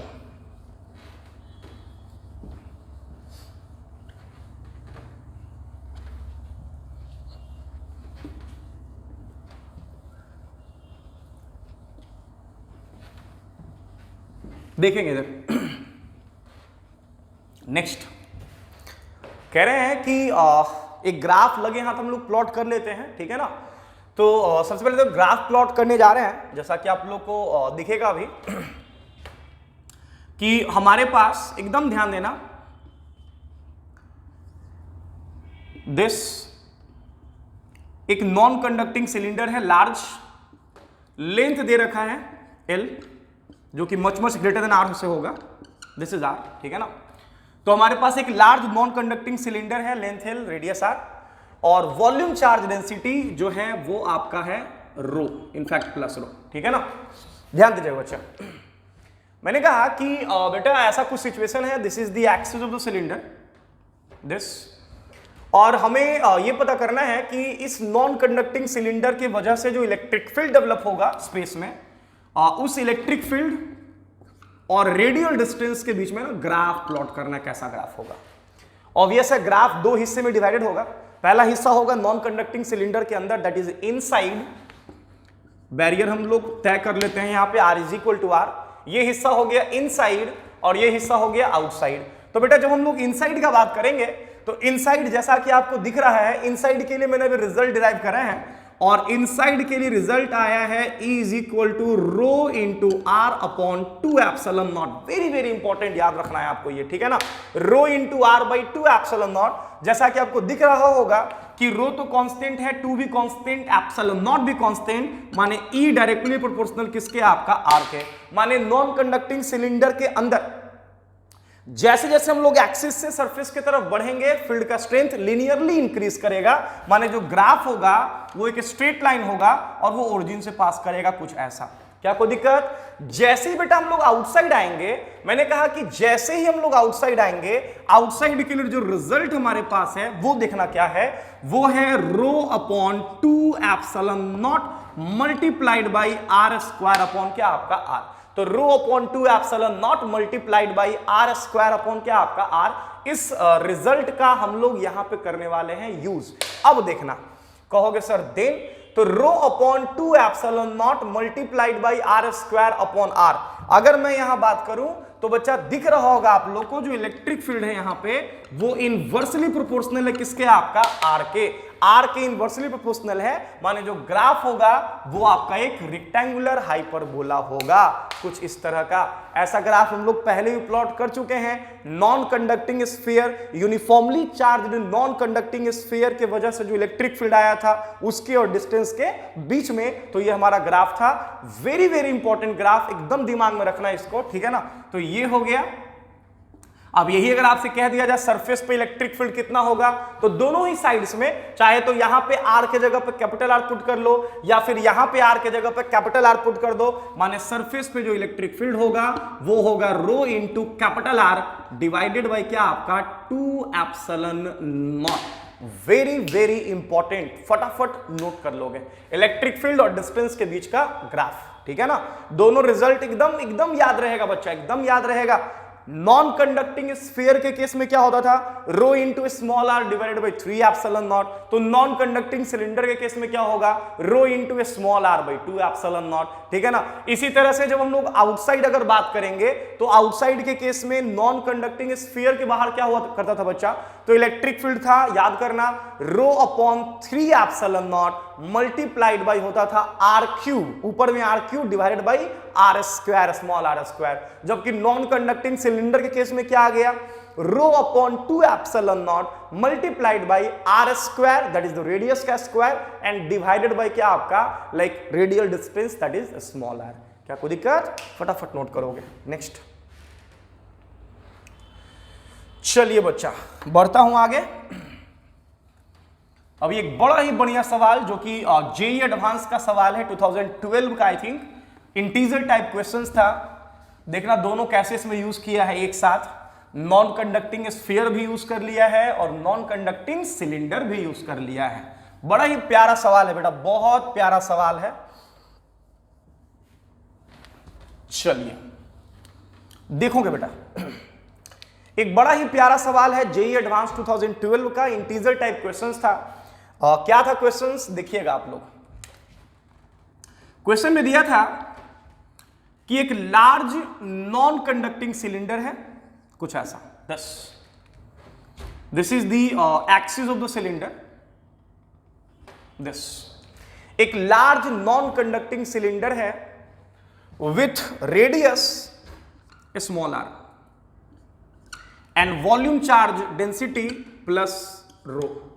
दस ध्यान देना बच्चा, मैंने कहा कि क्वेश्चन में यह दिया था कि इस लार्ज नॉन कंडक्टिंग सिलेंडर के अंदर से ड्रिल करके, कोएक्सियली ड्रिल करके एक नॉन कंडक्टिंग स्फीयर को बाहर कर दिया। 10 इस लार्ज नॉन कंडक्टिंग सिलेंडर से ड्रिल करके कोएक्सियली, कोएक्सियली कहने का मतलब कि सिलेंडर का एक्सिस जो है इस स्फीयर का डायमेट्रिकल एक्सिस है, सेंटर से पास कर रहा है, और r/2 रेडियस का, r/2 रेडियस का लाइक एक नॉन कंडक्टिंग स्फीयर बाहर निकाल दिया, माने एक स्फेरिकल कैविटी क्रिएट कर दिया नॉन कंडक्टिंग सिलेंडर के अंदर। सवाल क्या था ये सुनना बेटा, सवाल था कि एक्सिस से 2r डिस्टेंस पे, माने कहीं यहां दिस एक्सिस से 2r डिस्टेंस पे, ये दिया हुआ था r/2, एक्सिस से 2r डिस्टेंस पे, माने कहीं यहां एक पॉइंट दे रखा था उसने P, और पॉइंट P का इलेक्ट्रिक फील्ड पहले से दे रखा था, क्वेश्चन में ही दिया हुआ था कि पॉइंट P पे जो नेट इलेक्ट्रिक फील्ड है, माने कैविटी बनाने के बाद, स्फेरिकल कैविटी क्रिएट करने के बाद जो रिमेनिंग पार्ट बच गया, उसके वजह से जो रिमेनिंग पार्ट बच गया, माने ये वाला जो रिमेनिंग पार्ट बच गया, उसके वजह से पॉइंट P पे इलेक्ट्रिक फील्ड दे रखा था, और ये इलेक्ट्रिक फील्ड दिया था 23 रो r upon 16 k epsilon not. ध्यान दीजिएगा, 23 रो r upon 16 k epsilon naught, ये इलेक्ट्रिक फील्ड दे रखा था पहले से। वैल्यू पूछा था कि k का वैल्यू कितना होगा। अब यहां k 1/4 पाई एप्सिलॉन नॉट नहीं है, k ही निकालना है यहां पे कि k का वैल्यू कितना होगा, जबकि इलेक्ट्रिक फील्ड पॉइंट P पे दे रखा था 23 रो आर अपॉन 16 के एप्सिलॉन नॉट। सवाल था कि इस के का वैल्यू कितना होगा। चाहो तो आप लोग क्वेश्चन लिख भी सकते हो कि a coaxial spherical cavity is created inside a non-conducting cylinder जो कि यूनिफॉर्मली चार्ज्ड है। सवाल यही था कि इस स्फेरिकल कैविटी का जो रेडियस है वो r/2 है। आपको बताना है कि जो रिमेनिंग पार्ट बच गया उसकी वजह से पॉइंट P पे जो नेट इलेक्ट्रिक फील्ड है अगर वो 23 रो r अपॉन 16 के एप्सिलॉन नॉट है तो बताना है कि उस k का वैल्यू कितना होगा। क्या कोई दिक्कत? चलो जरा सोचो तो इस क्वेश्चंस पे कैसे सोच सकते हो, कैसे बनाओगे। देखना कैसे मिक्स करता है आईआईटी जो है ऐसे क्वेश्चन को कैसे मिक्स कर देता है। देखोगे ध्यान से। अभी बड़ा ही प्यारा सवाल हो गया बेटा, देख सकते हो। ऐसा कॉन्सेप्ट मैंने आप लोगों को बता रखा है, इस पे हम लोग बहुत सारे क्वेश्चंस कर चुके हैं प्रीवियस लेक्चर्स में। मैंने कहा कि जिस तरह का कैविटी बना है एग्जैक्टली उसी शेप का और उसी पोलैरिटी का, जिस शेप का कैविटी है एग्जैक्टली उसी शेप का उसी पोलैरिटी का आप एक स्फीयर उसके अंदर डाल दो। अब जब आप स्फीयर उसके अंदर डाल दोगे नॉन कंडक्टिंग स्फीयर, तो डेफिनेटली ये स्फीयर और रिमेनिंग पार्ट मिलके यहां पे जो फील्ड प्रोड्यूस करेगा वो फील्ड पूरे सिलेंडर के फील्ड के बराबर होगा। माने अगर रिमेनिंग की वजह से निकालना होगा तो डायरेक्ट हम करेंगे क्या कि पूरे सिलेंडर के फील्ड में से इस स्फीयर जो कि हमने डाला है कैविटी के अंदर के फील्ड को सब्सट्रैक्ट कर देंगे, हमारा इलेक्ट्रिक फील्ड रिमेनिंग की वजह से निकल जाएगा। माने हम लोग ऐसा लिख सकते हैं electric field due to remaining. यहां वेक्टर हम लोग इसीलिए यूज नहीं कर रहे हैं, डायरेक्ट सब्सट्रैक्ट कर रहे हैं बेटा, बिकॉज हमको पहले से पता है कि इस स्फीयर की वजह से इस पॉइंट पे इलेक्ट्रिक फील्ड जो है वो आपका रेडियली अवे होगा। इस नॉन कंडक्टिंग सिलेंडर की वजह से इलेक्ट्रिक फील्ड रेडियली क्या होगा आपका अवे होगा। तो जो कि पहले से पता है हमें, तो डायरेक्ट हम लोग यहां पे मैग्नीट्यूड को सब्सट्रैक्ट कर देते हैं, बिकॉज दोनों का जो डायरेक्शन है वो आपका सेम है। तो जब रिजल्टेंट निकालेंगे वेक्टर फॉर्म में, ठीक है ना, वहां पे सब्सट्रैक्शन के फॉर्म में, तो आप डायरेक्ट भी सब्सट्रैक्ट कर सकते हो। तो E remaining is equal to लिखेंगे E due to cylinder, electric field किसके वजह से बचा, सिलेंडर के वजह से, minus E due to sphere,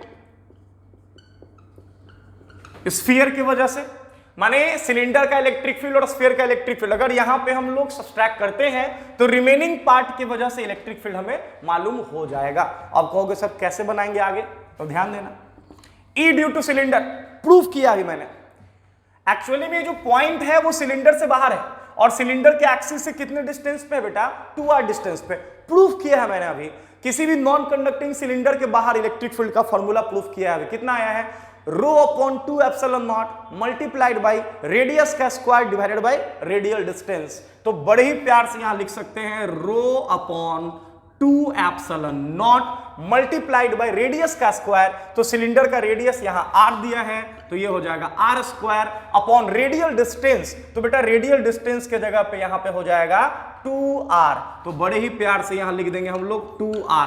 क्या कोई दिक्कत? फिर साइन लगेगा माइनस, ये पॉइंट इस स्फीयर के भी बाहर है तो आउटसाइड का फॉर्मूला, किसी भी नॉन कंडक्टिंग स्फीयर के बाहर इलेक्ट्रिक फील्ड का फॉर्मूला बताया है मैंने, रो upon 3 epsilon naught multiplied by radius का क्यूब। तो इस स्फीयर का रेडियस कितना है बेटा, r/2। जब क्यूब करेंगे तो ये हो जाएगा r³ upon 8 divided by like radial distance का स्क्वायर। तो रेडियल डिस्टेंस लाइक स्फीयर के सेंटर से इस पॉइंट तक का डिस्टेंस 2r है, तो 2r का स्क्वायर होता है आपका 4r स्क्वायर। क्या कोई दिक्कत? बस फॉर्मूला हमने यहां पे यूज करा है बेटा, ठीक है। ये आपका ये से ये कैंसिल हुआ, इधर आपका ये क्यूब एक यहां बस बचेगा आपका, कैंसिल हुआ। अब कहोगे सर अब क्या करेंगे, तो कुछ नहीं करना है बेटा, ये 2 × 2 4 एप्सिलॉन नॉट, ऊपर में रो और r, rho into r by 4 epsilon naught. यहां देखना रो एक r, यहां एप्सिलॉन नॉट भी है 4 भी है, कॉमन लेके बाहर निकाल लो। तो अगर इसमें से rho into r divided by 4 epsilon naught common लेके बाहर निकाल लिया जाए तो अंदर में टर्म जो बचेगा वो क्या होगा जरा देख लेना। ये तो पूरा साफ हो चुका है यहां से, तो यहां बच जाएगा 1 माइनस यहां क्या बचेगा देखिएगा 1 डिवाइडेड बाई एप्सिलॉन नॉट बाहर, रो बाहर, आर बाहर, 4 बाहर, तो 8 इंटू 3 बचेगा यहां पे 24। 24 माइनस 1 एलसीएम लेने के बाद 23 और नीचे में 24, माने ऊपर का टर्म हो जाएगा 23 rho into r divided by 23 rho into r, एकदम कॉन्सेंट्रेट करना, डिवाइडेड बाई नीचे में हो जाएगा 24 इंटू 4 एप्सिलॉन नॉट। अब इलेक्ट्रिक फील्ड में यहां पे 16 दे रखा है बेटा, तो हमें 16 चाहिए यहां पे, जबकि यहां अवेलेबल कितना है 4। तो ऐसा करते हैं, इस 24 में से हम 24 में से 4 निकाल लेते हैं, तो 24 को हम लोग 4 इंटू 6 लिख सकते हैं बेटा, तो डेफिनेटली 4 इंटू 4 यहां हो जाएगा 16 एप्सिलॉन नॉट, और इंटू यहां साइड मल्टीप्लाई कर देते हैं 6। अब देख सकते हो किस फॉर्म में है, 23 rho r upon 16 epsilon naught into 6। यहां पे 23 रो आर अपॉन 16 के एप्सिलॉन नॉट, माने इस के का जो वैल्यू होगा वो किसके बराबर होगा, आपका 6 के बराबर होगा। सोचो जेईई एडवांस में ये क्वेश्चन पूछा गया है 2012 में, इंटीजर टाइप सवाल था, तो के का वैल्यू कितना हो जाएगा आपका 6। फटाफट नोट कर लीजिए। बड़े ही प्यार से ऐसे सवाल आप बना सकते हो, कोई दिक्कत नहीं है। 2 से 3 लाइन में ऐसे क्वेश्चंस बनेंगे आपसे, बशर्ते आपको ये सब रिजल्ट जो है वो पता होना चाहिए। चलिए, हो गया, जल्दी करोगे बच्चा, फास्ट बिटाओ।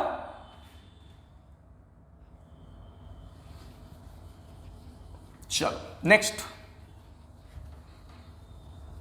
आगे बढ़ते हैं।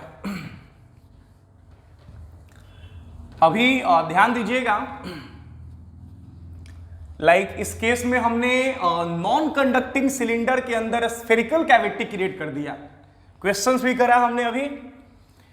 अब जरा याद करना कि ऐसे क्वेश्चंस हम लोग नॉन कंडक्टिंग स्फीयर में हमने करा था कि नॉन कंडक्टिंग स्फीयर के अंदर एक स्फेरिकल कैविटी क्रिएट किए थे, और उस कैविटी के अंदर जो है इलेक्ट्रिक फील्ड पूछते थे क्या होगा, यूनिफॉर्म होगा, क्या होगा। तो मेरी बात ध्यान से सुनना बच्चा, ठीक है ना। सेम कॉन्सेप्ट हम लोग यहां पे भी यूज करेंगे सिलेंडर के भी केस में, देखना कैसे, ध्यान से। अब इसमें अगर कह दिया जाए, 2 क्वेश्चन हम लेते हैं कि हमारे पास एक नॉन कंडक्टिंग सिलेंडर है, दिस, ये है आपका एक्सिस। 2 केस लेके चलते हैं।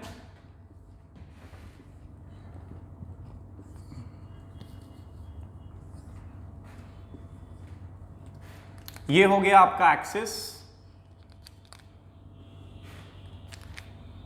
Of the cylinder. ध्यान देना, पहले वाले केस में हमने क्या किया है कि एक सिलिंड्रिकल कैविटी क्रिएट किया है, माने नॉन कंडक्टिंग सिलेंडर के अंदर एक सिलिंड्रिकल कैविटी क्रिएट करा है, दिस, ऐसा। लेकिन प्रॉब्लम यह है कि जो कैविटी का जो एक्सिस है वो सिलेंडर के ओरिजिनल एक्सिस से अलग है, मतलब कि बोल सकते हो नॉन कोएक्सियल। पहले वाले केस में नॉन कोएक्सियल सिलिंड्रिकल कैविटी है, ठीक है ना। स्फीयर के केस में हम लोग कॉन्सेंट्रिक वर्ड यूज करते थे, यहां पे कोएक्सियल या फिर नॉन कोएक्सियल वर्ड यूज करेंगे, ठीक है ना। तो नॉन कोएक्सियल कैविटी हमने क्रिएट करा है यहां पे, ठीक है ना। This is non coaxial cylindrical cavity या फिर कैविटी, जो कि सिलेंडर तो दिख ही रहा होगा आप लोगों को। अब देखना, दूसरे वाले केस में हमने क्या करा कि एक कोएक्सियल सिलिंड्रिकल कैविटी क्रिएट की है, this.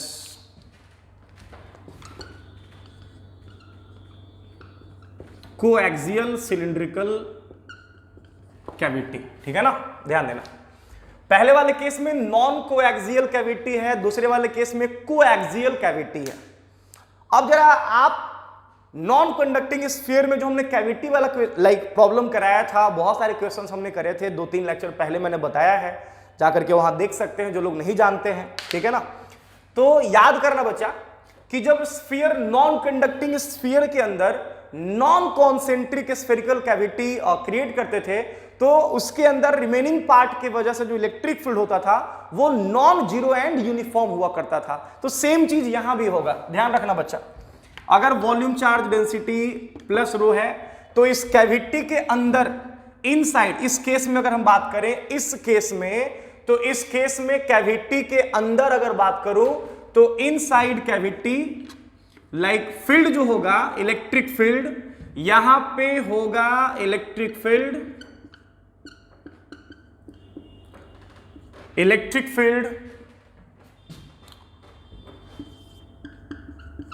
Field is non zero and uniform. ध्यान रहे, नॉन जीरो एंड यूनिफॉर्म। अगर नॉन कोएक्सियल कैविटी है तब, लेकिन अगर कोएक्सियल कैविटी क्रिएट कर देते हैं तो यहां पे जो इलेक्ट्रिक फील्ड होगा वो जीरो एंड यूनिफॉर्म होगा। ये हमने पहले ही लाइक नॉन कंडक्टिंग स्फीयर के केस में ये सब हम प्रूफ कर चुके हैं। तो electric field is zero, cavity के अंदर हम बात कर रहे हैं बच्चा, ध्यान रहे, कैविटी के अंदर, inside the cavity is zero and uniform. क्या कोई दिक्कत? ध्यान देना। तो किसी भी non conducting cylinder, uniformly charged non conducting cylinder के अंदर अगर एक नॉन कोएक्सियल सिलिंड्रिकल कैविटी बनाया जाए तो उस सिलिंड्रिकल कैविटी के अंदर जो इलेक्ट्रिक फील्ड होगा वो नॉन जीरो एंड यूनिफॉर्म होगा। जबकि अगर एक कोएक्सियल कैविटी क्रिएट किया जाए तो उस कैविटी के अंदर electric field zero and uniform होगा। क्या कोई दिक्कत? ऐसा कॉन्सेप्ट हम लोग डिस्कस कर चुके हैं नॉन कंडक्टिंग स्फीयर के केस में, मैंने प्रूव भी कर रखा है, वो जाकर के आप लोग देख सकते हो। फटाफट नोट कर लो जल्दी से, फास्ट। चलिए अब हम लोग आगे बढ़ते हैं बच्चा, ठीक है ना। नेक्स्ट हम लोग अब आगे बढ़ेंगे।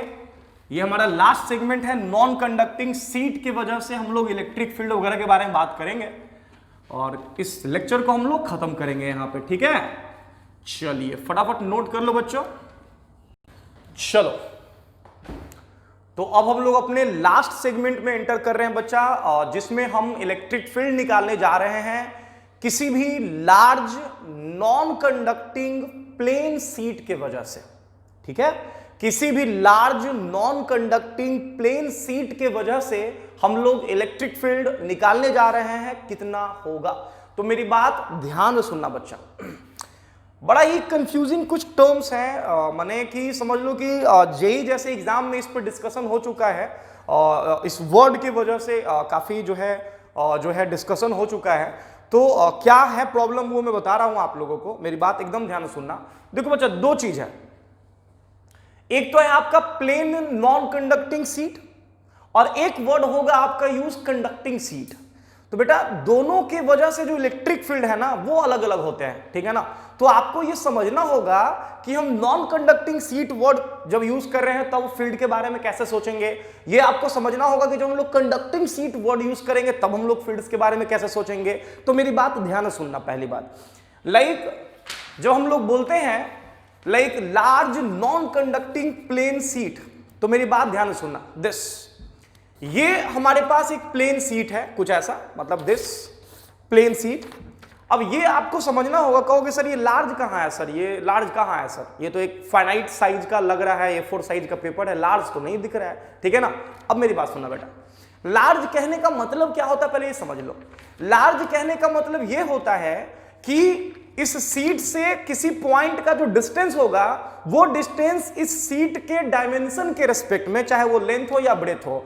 माने फिर से रिपीट कर रहे हैं, यहां पे सीट लार्ज है, इसका मतलब क्या, तो सीट लार्ज है इसका मतलब यह हुआ कि इस सीट से किसी पॉइंट तक का जो डिस्टेंस होगा वो डिस्टेंस इस सीट के डायमेंशन से, चाहे लेंथ से या फिर ब्रेथ से, लाइक के कंपैरिजन में बहुत छोटा होगा, ठीक है ना। यूं कहें कि मान लो मेरे आंख के सामने ये सीट रखा हुआ है, एकदम ध्यान से देखना, मेरे आंख के सामने ये सीट रखा हुआ है। अगर हम ऐसे इसको देखेंगे तो कहेंगे कि भैया ये फाइनाइट साइज का है, लेकिन जैसे जैसे हम इस सीट को अपने आंखों के सामने लाएंगे, क्लोज करेंगे, सॉरी, हम क्लोज लाते जाएंगे लाते जाएंगे लाते जाएंगे लाते जाएंगे लाते जाएंगे लाते जाएंगे।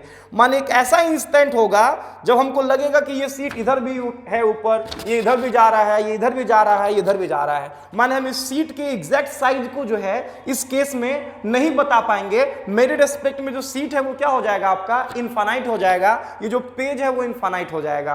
तो ये पेज इनफाइनाइट क्यों हुआ? जब हम इस पेज के काफी नजदीक आए तो मेरे रिस्पेक्ट में ये पेज क्या हो गया आपका, इनफाइनाइट हो गया। तो ध्यान रखना, इनफाइनाइट कहने का मतलब यहां सिर्फ ये है कि किसी पॉइंट का जो डिस्टेंस होगा उस सीट से वो उसके डायमेंशन के कंपैरिजन में क्या है आपका, बहुत छोटा है। क्या कोई दिक्कत? इनफैक्ट ये जो डिस्क है ना बेटा, मान लो हमारे पास एक डिस्क है, डिस्क ये जो डिस्क है ये भी इनफाइनाइट सीट के रूप में ट्रीट हो सकता है। अगर हम इस डिस्क को बहुत अपनी आंखों से एकदम नजदीक कर दें तो डेफिनेटली हमको लगेगा एक डिस्क जो है ये चारों तरफ इस तरह से है, तो उस केस में हम इस डिस्क को भी एक इनफाइनाइट सीट बोल सकते हैं। ठीक है ना? तो ध्यान रखना इस चीज को। माने जब चीजें इनफाइनाइट वर्ड यूज होती है तो फिर वहां शेप जो है बहुत ज्यादा, आप शेप के बारे में बात कर ही नहीं सकते हैं। ठीक है ना? ध्यान रखना इस चीज को। माने ये भी एक हम एक इनफाइनाइट सीट के रूप में ट्रीट कर सकते हैं, डिस्क को भी एक इनफाइनाइट सीट के रूप में ट्रीट कर सकते हैं।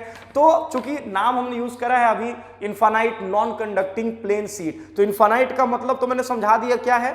अब आते हैं नॉन कंडक्टिंग प्लेन सीट का मतलब। ध्यान देना बच्चा, जब हम लोग नॉन कंडक्टिंग वर्ड यूज कर रहे हैं तो ध्यान रहे कि इस पे जो चार्ज अवेलेबल होगा, ऑब्वियस है ये चार्ज सीट होगा, non conducting plane charge sheet होगा, तो जो चार्ज अवेलेबल है वो माने एक सिंगल लेयर में अवेलेबल है। ऐसा नहीं कि इसमें हम लोग दो लेयर लेके चलेंगे, एक लेयर का इधर अपना चार्ज होगा, दूसरा लेयर का अपना चार्ज होगा, नहीं, बिल्कुल एक सिंगल लेयर का पेज है और उसी सिंगल लेयर में चार्ज क्या है आपका, अवेलेबल है। ठीक है ना? और इसी के वजह से हमें लाइक इस चार्ज सीट जिसके ऊपर चार्ज अवेलेबल है की वजह से हमें किसी पॉइंट पे इलेक्ट्रिक फील्ड निकालने को कहा जा रहा है, कितना होगा। ठीक है? अब चलो इसको थोड़ा सा तो पहले हम डेमोन्स्ट्रेट कर देते हैं फिगर के हेल्प से, लाइक दिस। ठीक है ना? ध्यान दीजिएगा सब लोग, ये आपका एक large non conducting plane sheet जैसा कि आपको दिख रहा होगा और यूनिफॉर्मली चार्ज्ड है। चलो पॉजिटिव चार्ज ही मान के चलते हैं कि पॉजिटिव चार्ज पूरे सीट के ऊपर यूनिफॉर्मली डिस्ट्रीब्यूटेड है, कुछ इस तरह से दिस।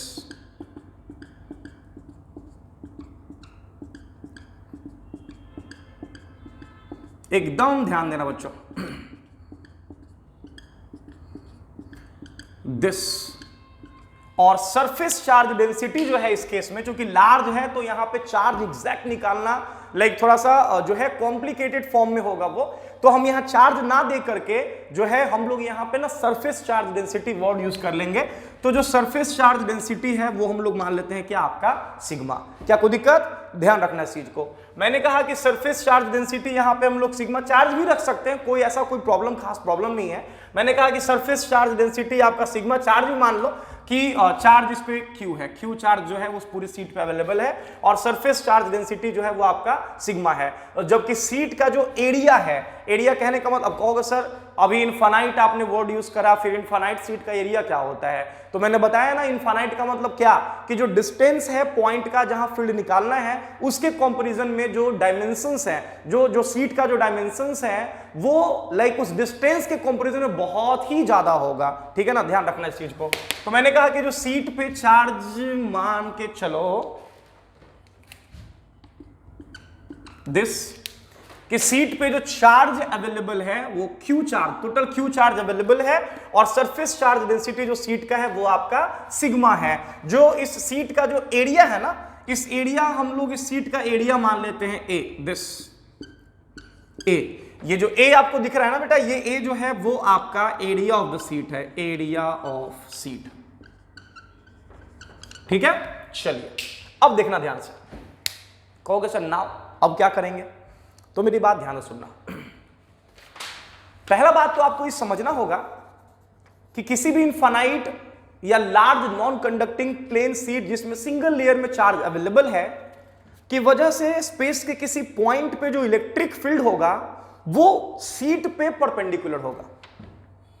किसी पॉइंट पे जो इलेक्ट्रिक फील्ड होगा वो सीट पे क्या होगा आपका, परपेंडिकुलर होगा। कहोगे सर आप ऐसा कैसे बोल सकते हैं? तो देखो मेरी बात ध्यान से, ऐसा क्यों बोल रहे हैं? मैंने कहा बेटा कि बाय सिमेट्रिसिटी मान लो कि हमने एक पॉइंट यहां से कहीं यहां कंसीडर करा इस पॉइंट पे, तो मैंने कहा बाय सिमेट्रिसिटी अगर मान लो यहां से परपेंडिकुलर हम इस पे ड्रॉप करते हैं बेटा, तो मैंने कहा जितना कंट्रीब्यूशन ऊपर वाले का होगा उतना ही कंट्रीब्यूशन नीचे वाले हाफ का होगा। अब अगर मैं बात करूं बच्चा, एकदम ध्यान से मेरी बात सुनिएगा, मैंने कहा कि अगर आप सिमेट्रिसिटी से जाते हो और इसको एक वायर के ही रूप में आप ट्रीट करते हो तो कहोगे कि सर ये एक सेमी इनफाइनाइट वायर के रूप में अगर सोचते हैं, या ऐसे सोचो ना कि इसको बहुत सारे पतले पतले वायर्स के रूप में आप डिवाइड कर लो, तो अगर पतले पतले वायर्स के रूप में ही सोचते हो तो आप लोगों को मैंने बता रखा है कि किसी भी लॉन्ग लाइन चार्ज के वजह से जो इलेक्ट्रिक फील्ड होता है वो उस लाइन चार्ज पे क्या होता है, आपका परपेंडिकुलर होता है। तो ये बात ध्यान रखना कि किसी भी इनफाइनाइट सीट के वजह से किसी पॉइंट पे जो इलेक्ट्रिक फील्ड होगा वो सीट पे क्या होगा, आपका परपेंडिकुलर होगा। आप उसको बहुत सारे सीट्स में डिवाइड करके भी सोच सकते हो, ठीक है ना, उससे भी सिमेट्रिसिटी से आपका डायरेक्शन पता चल जाएगा कि जो डायरेक्शन होगा वो सीट पे क्या होगा, आपका परपेंडिकुलर। माने कि अगर इस इनफाइनाइट सीट या large non conducting plane sheet के वजह से आपसे कोई कहे कि इस पॉइंट पे इलेक्ट्रिक फील्ड कितना होगा, तो कहोगे कि इस पॉइंट पे जो इलेक्ट्रिक फील्ड होगा कुछ ऐसा होगा, सीट के ऊपर परपेंडिकुलर होगा। इस पॉइंट को चाहो तो आप P कह लो या कुछ भी नाम दे सकते हो, कोई दिक्कत नहीं है, ठीक है ना। इसी तरह से P मान लो, इसी तरह से अगर कोई कह दे कि उतने ही डिस्टेंस पे एक पॉइंट हम कहीं यहां लेते हैं B और इस पॉइंट पे इलेक्ट्रिक फील्ड कितना होगा, तो ऑब्वियस है चूंकि चार्ज पॉजिटिव था तो अवे परपेंडिकुलर तो होगा ही होगा, साथ ही साथ अवे भी होगा। इसी तरह से अगर बात करें पॉइंट B उतने ही डिस्टेंस पे है दूसरे साइड में, तो ये भी पॉजिटिव चार्ज है, तो यहां पे इलेक्ट्रिक फील्ड अवे साथ ही साथ क्या होगा, आपका परपेंडिकुलर होगा। तो मैंने कहा कि चूंकि इक्विडिस्टेंट है तो डेफिनेटली जो स्ट्रेंथ होगा फील्ड का दोनों जगह पे सेम होगा। जितना स्ट्रेंथ यहां पे होगा फील्ड का E, उतना ही स्ट्रेंथ यहां पे होगा फील्ड का E, बट दोनों का डायरेक्शन जो है वो ऑपोजिट होगा। अब मेरी बात सुनना, प्रॉब्लम ये है कि अगर हम यहां पे गॉस लॉ का यूज करके अगर हम निकालते हैं अपना रिजल्ट, जो कि हम लोग को मालूम है E into a Gaussian is equal to Q enclosed divided by epsilon naught. अगर हम बेटा इस रिजल्ट का यूज करके फील्ड निकालते हैं तो जो सबसे बड़ा जो प्रॉब्लम हमारे पास आएगा वो ये कि आप कहोगे सर यहां पे गॉसियन सरफेस कैसा सेलेक्ट करेंगे। सर ये पहले बताइए कि गॉसियन सरफेस हमारा कैसा होगा यहां पे। तो मेरी बात ध्यान से सुनना, कहोगे सर गॉसियन सरफेस यहां सर हम लोग कैसा सेलेक्ट करेंगे, कैसे काम करेंगे सर ये बताइए। स्फेरिकल गॉसियन सरफेस सर हम लोग ले नहीं सकते हैं, बिकॉज अगर हमने स्फेरिकल लिया तो जो इलेक्ट्रिक फील्ड होगा उस गॉसियन सरफेस पे परपेंडिकुलर होगा नहीं। तो सर गॉसियन सरफेस हम लोग कैसा सेलेक्ट करें जिससे कि हमारा काम बन जाए। बेसिक टारगेट हमको यही है कि पॉइंट ए और पॉइंट बी जो कि सीट से इक्विडिस्टेंट है पे इलेक्ट्रिक फील्ड का स्ट्रेंथ पता करना है। तो जरा सा दिमाग लगाओ यहाँ पे। गॉसियन सरफेस के रूप में मैंने बताया कि दो चीजें आपके पास रहेंगी, एक स्फेरिकल गॉसियन सरफेस जो स्फेरिकल चार्ज सिमेट्री के कारण लगता है, और दूसरा आपका सिलिंड्रिकल गॉसियन सरफेस भी हम लोग यूज करते हैं। जहां पे जैसा रिक्वायरमेंट है वैसे आप सोचोगे। तो यहां स्फेरिकल तो होगा नहीं, तो कहोगे सर स्फेरिकल नहीं होगा तो हाँ सिलिंड्रिकल हो सकता है। यहाँ पे कहोगे सर वो कैसे, तो मेरी बात ध्यान से सुनना। मैंने कहा कि हम ना एक सिलिंड्रिकल गॉसियन सरफेस सोचते हैं, ऐसा करते हैं कि यहाँ पे एक छोटा सा हम एरिया ऐसा लेते हैं और इसको इस सीट से कनेक्ट करता हुआ कुछ ऐसा पास कराते हैं। मैंने कुछ ऐसा सेमी सिलेंडर के फॉर्म में गॉसियन सरफेस लिया है और वो पॉइंट जो प्लेन सरफेस है उस सिलेंडर का के ऊपर लाई कर रहा है। जो पॉइंट ए है वो सिलेंडर के प्लेन सरफेस पे कहीं यहां ऐसे लाई कर रहा है। क्या कोई दिक्कत? मैंने कहा यही काम हम दूसरे साइड में भी करते हैं, माने यहां पे एक छोटा सा एरिया कंसीडर करते हैं और इसको इससे ऐसे मिला देते हैं। बात समझ में आ रही है, नहीं समझ में आ रही है? अब कहोगे सर नाउ, मैंने कहा कि बेटा ये हमारा गॉसियन सरफेस हो गया सिलिंड्रिकल गॉसियन सरफेस और हमारा काम बन चुका है। देख सकते हो कि जो इलेक्ट्रिक फील्ड है इस प्लेन सरफेस को क्या कर रहा है, आपका परपेंडिकुलरली क्रॉस कर रहा है। यहां भी क्या कर रहा है, आपका परपेंडिकुलरली क्रॉस कर रहा है। और इस गॉसियन सरफेस के अंदर वही चार्ज इंक्लोज्ड है जो कि इस छोटे से एरिया के अंदर इंक्लोज्ड होगा। तो चलो मान लेते हैं इस छोटे से एरिया का जो वैल्यू है, इस एरिया को हम लोग खुद से मान लेते हैं एस। ध्यान देना बच्चा, इस छोटे से एरिया को हम लोग मान लेते हैं क्या आपका एस। ध्यान रहे मैंने कहा कि ये जो एरिया है, ये एरिया या फिर ये एरिया या फिर ये एरिया, ये यूनिफॉर्म एरिया है जिसको हम लोग एस मान के चलते हैं। ऑब्वियस है इस गॉसियन सरफेस के अंदर उतना ही चार्ज इंक्लोज्ड होगा जो चार्ज इस छोटे से एरिया जो कि सीट के ऊपर है इन्वॉल्व होएगा। कहोगे सर अब क्या सोचेंगे, तो मेरी बात सुनना बच्चा ध्यान से। जो इलेक्ट्रिक फील्ड इस सीट से निकलेगा वो इस गॉसियन सरफेस के कर्व सरफेस एरिया को टेंजेंशियली क्रॉस करेगा। क्योंकि सीट पे परपेंडिकुलर होना है तो इसको तो टेंजेंशियली क्रॉस करेगा, तो इससे तो कोई फ्लक्स डेवलप होगा नहीं, इससे कोई फ्लक्स डेवलप होगा नहीं, जो भी फ्लक्स होगा इससे होगा और इससे होगा। माने जो टोटल फ्लक्स हम लोग यहां पे निकालेंगे that is net electric flux, वो हम लोग निकालेंगे एक यहां पे जो कि आउटवर्ड फ्लक्स के रूप में है। बताया है मैंने आउटवर्ड फ्लक्स ऑलवेज पॉजिटिव होता है। डायरेक्ट हम लोग ऐसे भी लिख सकते हैं बेटा कि इस गॉसियन सरफेस जो कि सिलेंडर के फॉर्म में है से होके नेट इलेक्ट्रिक फ्लक्स, तो जैसा कि मैंने आप लोग को पहले बता रखा है कि आउटवर्ड फ्लक्स ऑलवेज पॉजिटिव होता है किसी क्लोज सरफेस के लिए, जबकि इनवर्ड फ्लक्स नेगेटिव होता है। और अगर फील्ड लाइंस एरिया को टेंजेंशियली क्रॉस कर रहा हो तो फ्लक्स में उसका कोई कंट्रीब्यूशन नहीं होता है। तो यहां जो आपको सिलेंडर का कर्व सरफेस एरिया दिख रहा है उसको तो फील्ड लाइंस जो है वो टेंजेंशियली क्रॉस करेंगे, तो इससे होके तो कोई फ्लक्स होगा नहीं। लेकिन हाँ, इससे होके फ्लक्स होगा आउटवर्ड फ्लक्स पॉजिटिव फ्लक्स, इससे भी होके फ्लक्स होगा आउटवर्ड फ्लक्स पॉजिटिव फ्लक्स। माने इस पूरे गॉसियन सरफेस जो कि सिलेंडर के शेप में है से होके नेट इलेक्ट्रिक फ्लक्स कितना होगा, तो कहोगे सर एक फ्लक्स यहां होगा EA प्लस और एक फ्लक्स यहां भी होगा लाइक ES, क्योंकि क्रॉस सेक्शनल एरिया यहां पे इसके फॉर्म में है, तो यहां पे हम लोग लिख सकते हैं ES प्लस और फिर प्लस आपका ES। एक आउटवर्ड फ्लक्स यहां एरिया S के साथ, एक आउटवर्ड फ्लक्स यहां एरिया S के साथ, तो ES ये हो गया net electric flux is equal to charge enclosed by epsilon naught. तो यहां लिख देंगे Q इनक्लोज्ड डिवाइडेड बाय क्या आपका एप्सिलॉन नॉट। अब कहोगे सर Q इनक्लोज्ड कैसे निकालेंगे सर, तो डेफिनेटली इस गॉसियन सरफेस के अंदर उतना ही चार्ज होगा जितना चार्ज इस छोटे से एरिया में होगा। तो हमें पता है सरफेस चार्ज डेंसिटी सिग्मा बराबर चार्ज, तो मान लेते हैं एकदम ध्यान से कि इसके अंदर जो चार्ज इनक्लोज्ड है वो है Q enclosed divided by area, तो एरिया हमारा दिया हुआ है S, तो क्या यहां से हम Q इनक्लोज्ड नहीं निकाल सकते हैं?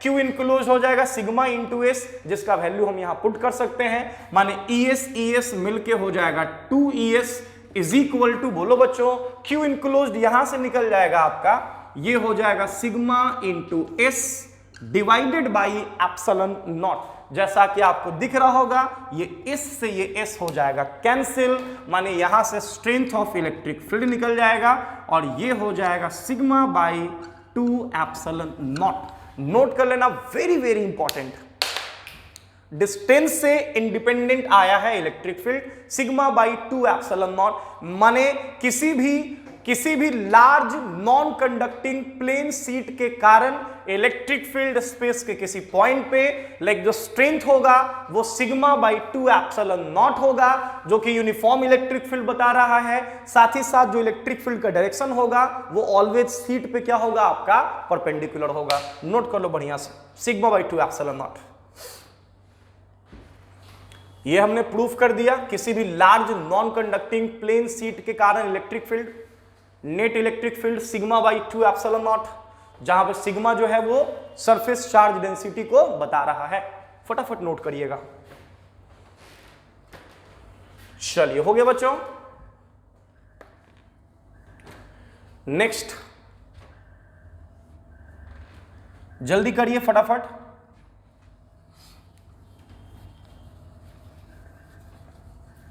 बढ़ता हूं आगे बेटा, ध्यान दीजिएगा सब लोग।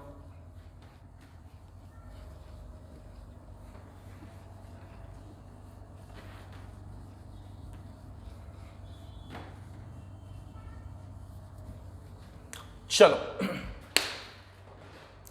तो अभी हमने किसी भी large non conducting like plane sheet के वजह से इलेक्ट्रिक फील्ड निकाला है, जैसा कि मैंने बताया है कि सिंगल लेयर में चार्ज जो है वो अवेलेबल था, सिंगल लेयर में इलेक्ट्रिक फील्ड का डायरेक्शन ऑलवेज किसी भी पॉइंट पे सीट पे क्या होगा आपका परपेंडिकुलर होगा, और वैल्यू मैंने बताया है आपका सिग्मा अपॉन 2 एप्सिलॉन नॉट, जो कि वेरी वेरी इंपॉर्टेंट। तो मेरी बात एकदम ध्यान से सुनना बेटा, ये हमारे पास एक large non conducting plane sheet, positive charge ही मान के चलते हैं, इसमें यूनिफॉर्मली और डिस्ट्रीब्यूटेड है बेटा, surface charge density sigma, charge के रूप में मान लेते हैं, चार्ज अवेलेबल है सीट पे Q, और सीट का एरिया क्या है आपका A। तो पहला बात तो मैंने ये बताया कि इस नॉन कंडक्टिंग प्लेन सीट के वजह से अगर हम कोई पॉइंट लेते हैं तो यहां पे जो इलेक्ट्रिक फील्ड होगा, पहला बात तो कि सीट के क्या होगा आपका परपेंडिकुलर होगा, सीट पे परपेंडिकुलर होगा कुछ इस तरह से।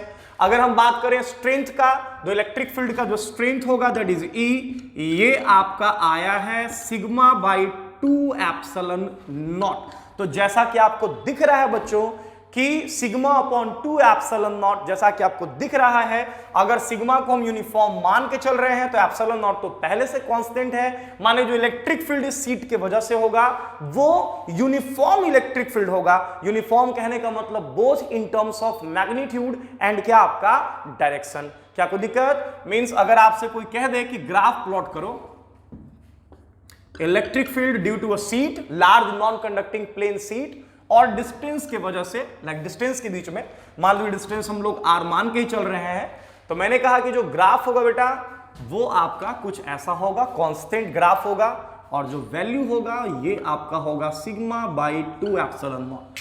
चलिए फटाफट नोट कर लीजिए, कुछ एक क्वेश्चंस करेंगे अभी हम लोग इस पे, जल्दी करोगे, फास्ट हो गया। चलो नेक्स्ट,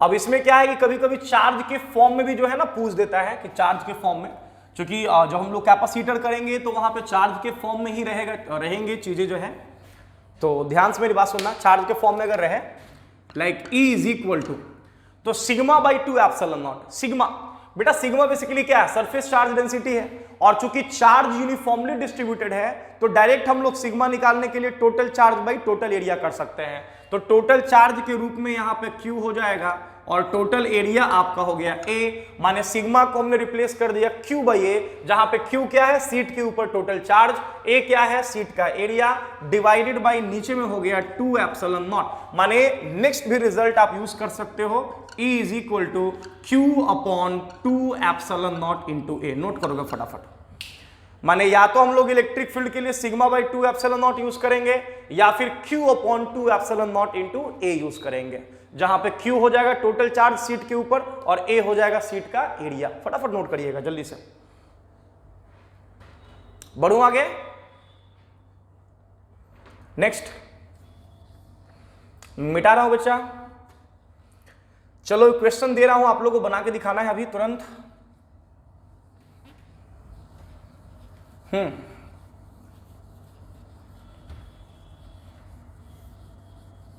बड़ा ही फेमस सवाल है ये क्वेश्चन जो है, हालांकि ये क्वेश्चन AIEEE में, IIT में और नीट में तीनों एग्जाम में ये क्वेश्चन आ चुका है, ठीक है ना। कहोगे क्या है सर वो क्वेश्चन, तो ध्यान से मेरी बात सुनना, बड़ा ही फेमस क्वेश्चन है बच्चा कि एक नॉन कंडक्टिंग प्लेन सीट है, this uniformly charged non conducting plane sheet है कुछ इस तरह से, दिस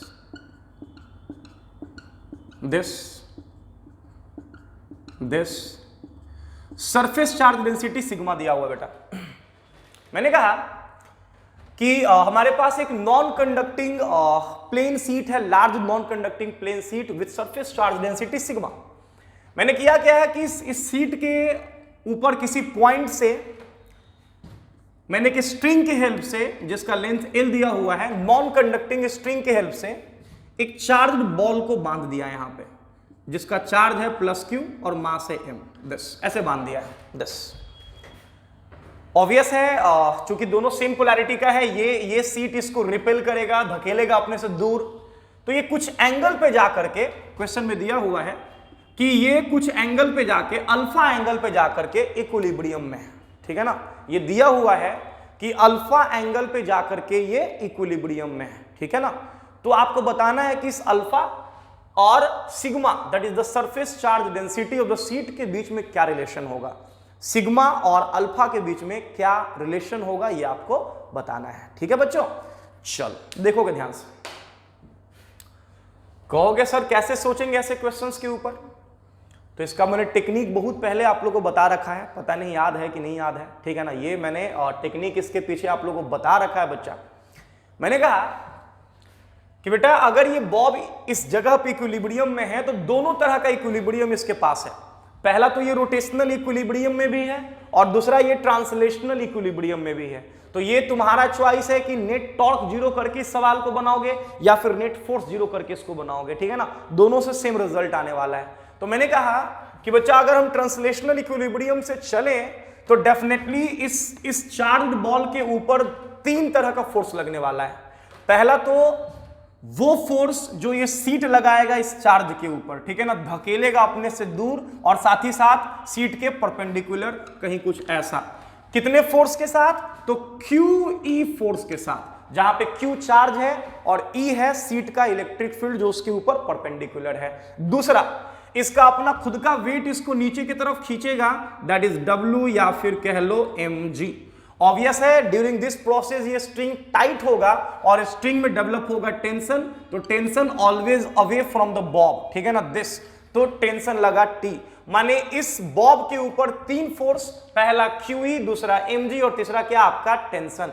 मैंने कहा ऐसे सवाल के लिए मैंने टेक्निक आपको बहुत पहले बता रखा है, डायरेक्ट यूज करना कि अगर वर्टिकल के साथ इक्विलिब्रियम है tan, अगर वर्टिकल के साथ इक्विलिब्रियम है अल्फा, तो tan alpha is equal to FE upon W। कितना सवाल हम लोग इस पे कर चुके हैं, बड़ा ही फेमस सेगमेंट है ये, बहुत फेमस टेक्निक है ये, जिसका यूज करके हम लोग बहुत जल्दी काम अपना कर लेते हैं। तो tan alpha is equal to FE upon क्या आपका W। tan अल्फा, जहां अल्फा जो है वो इक्विलिब्रियम एंगल है वर्टिकल के साथ, ऐसे भी लिख सकते हैं tan alpha is equal to FE।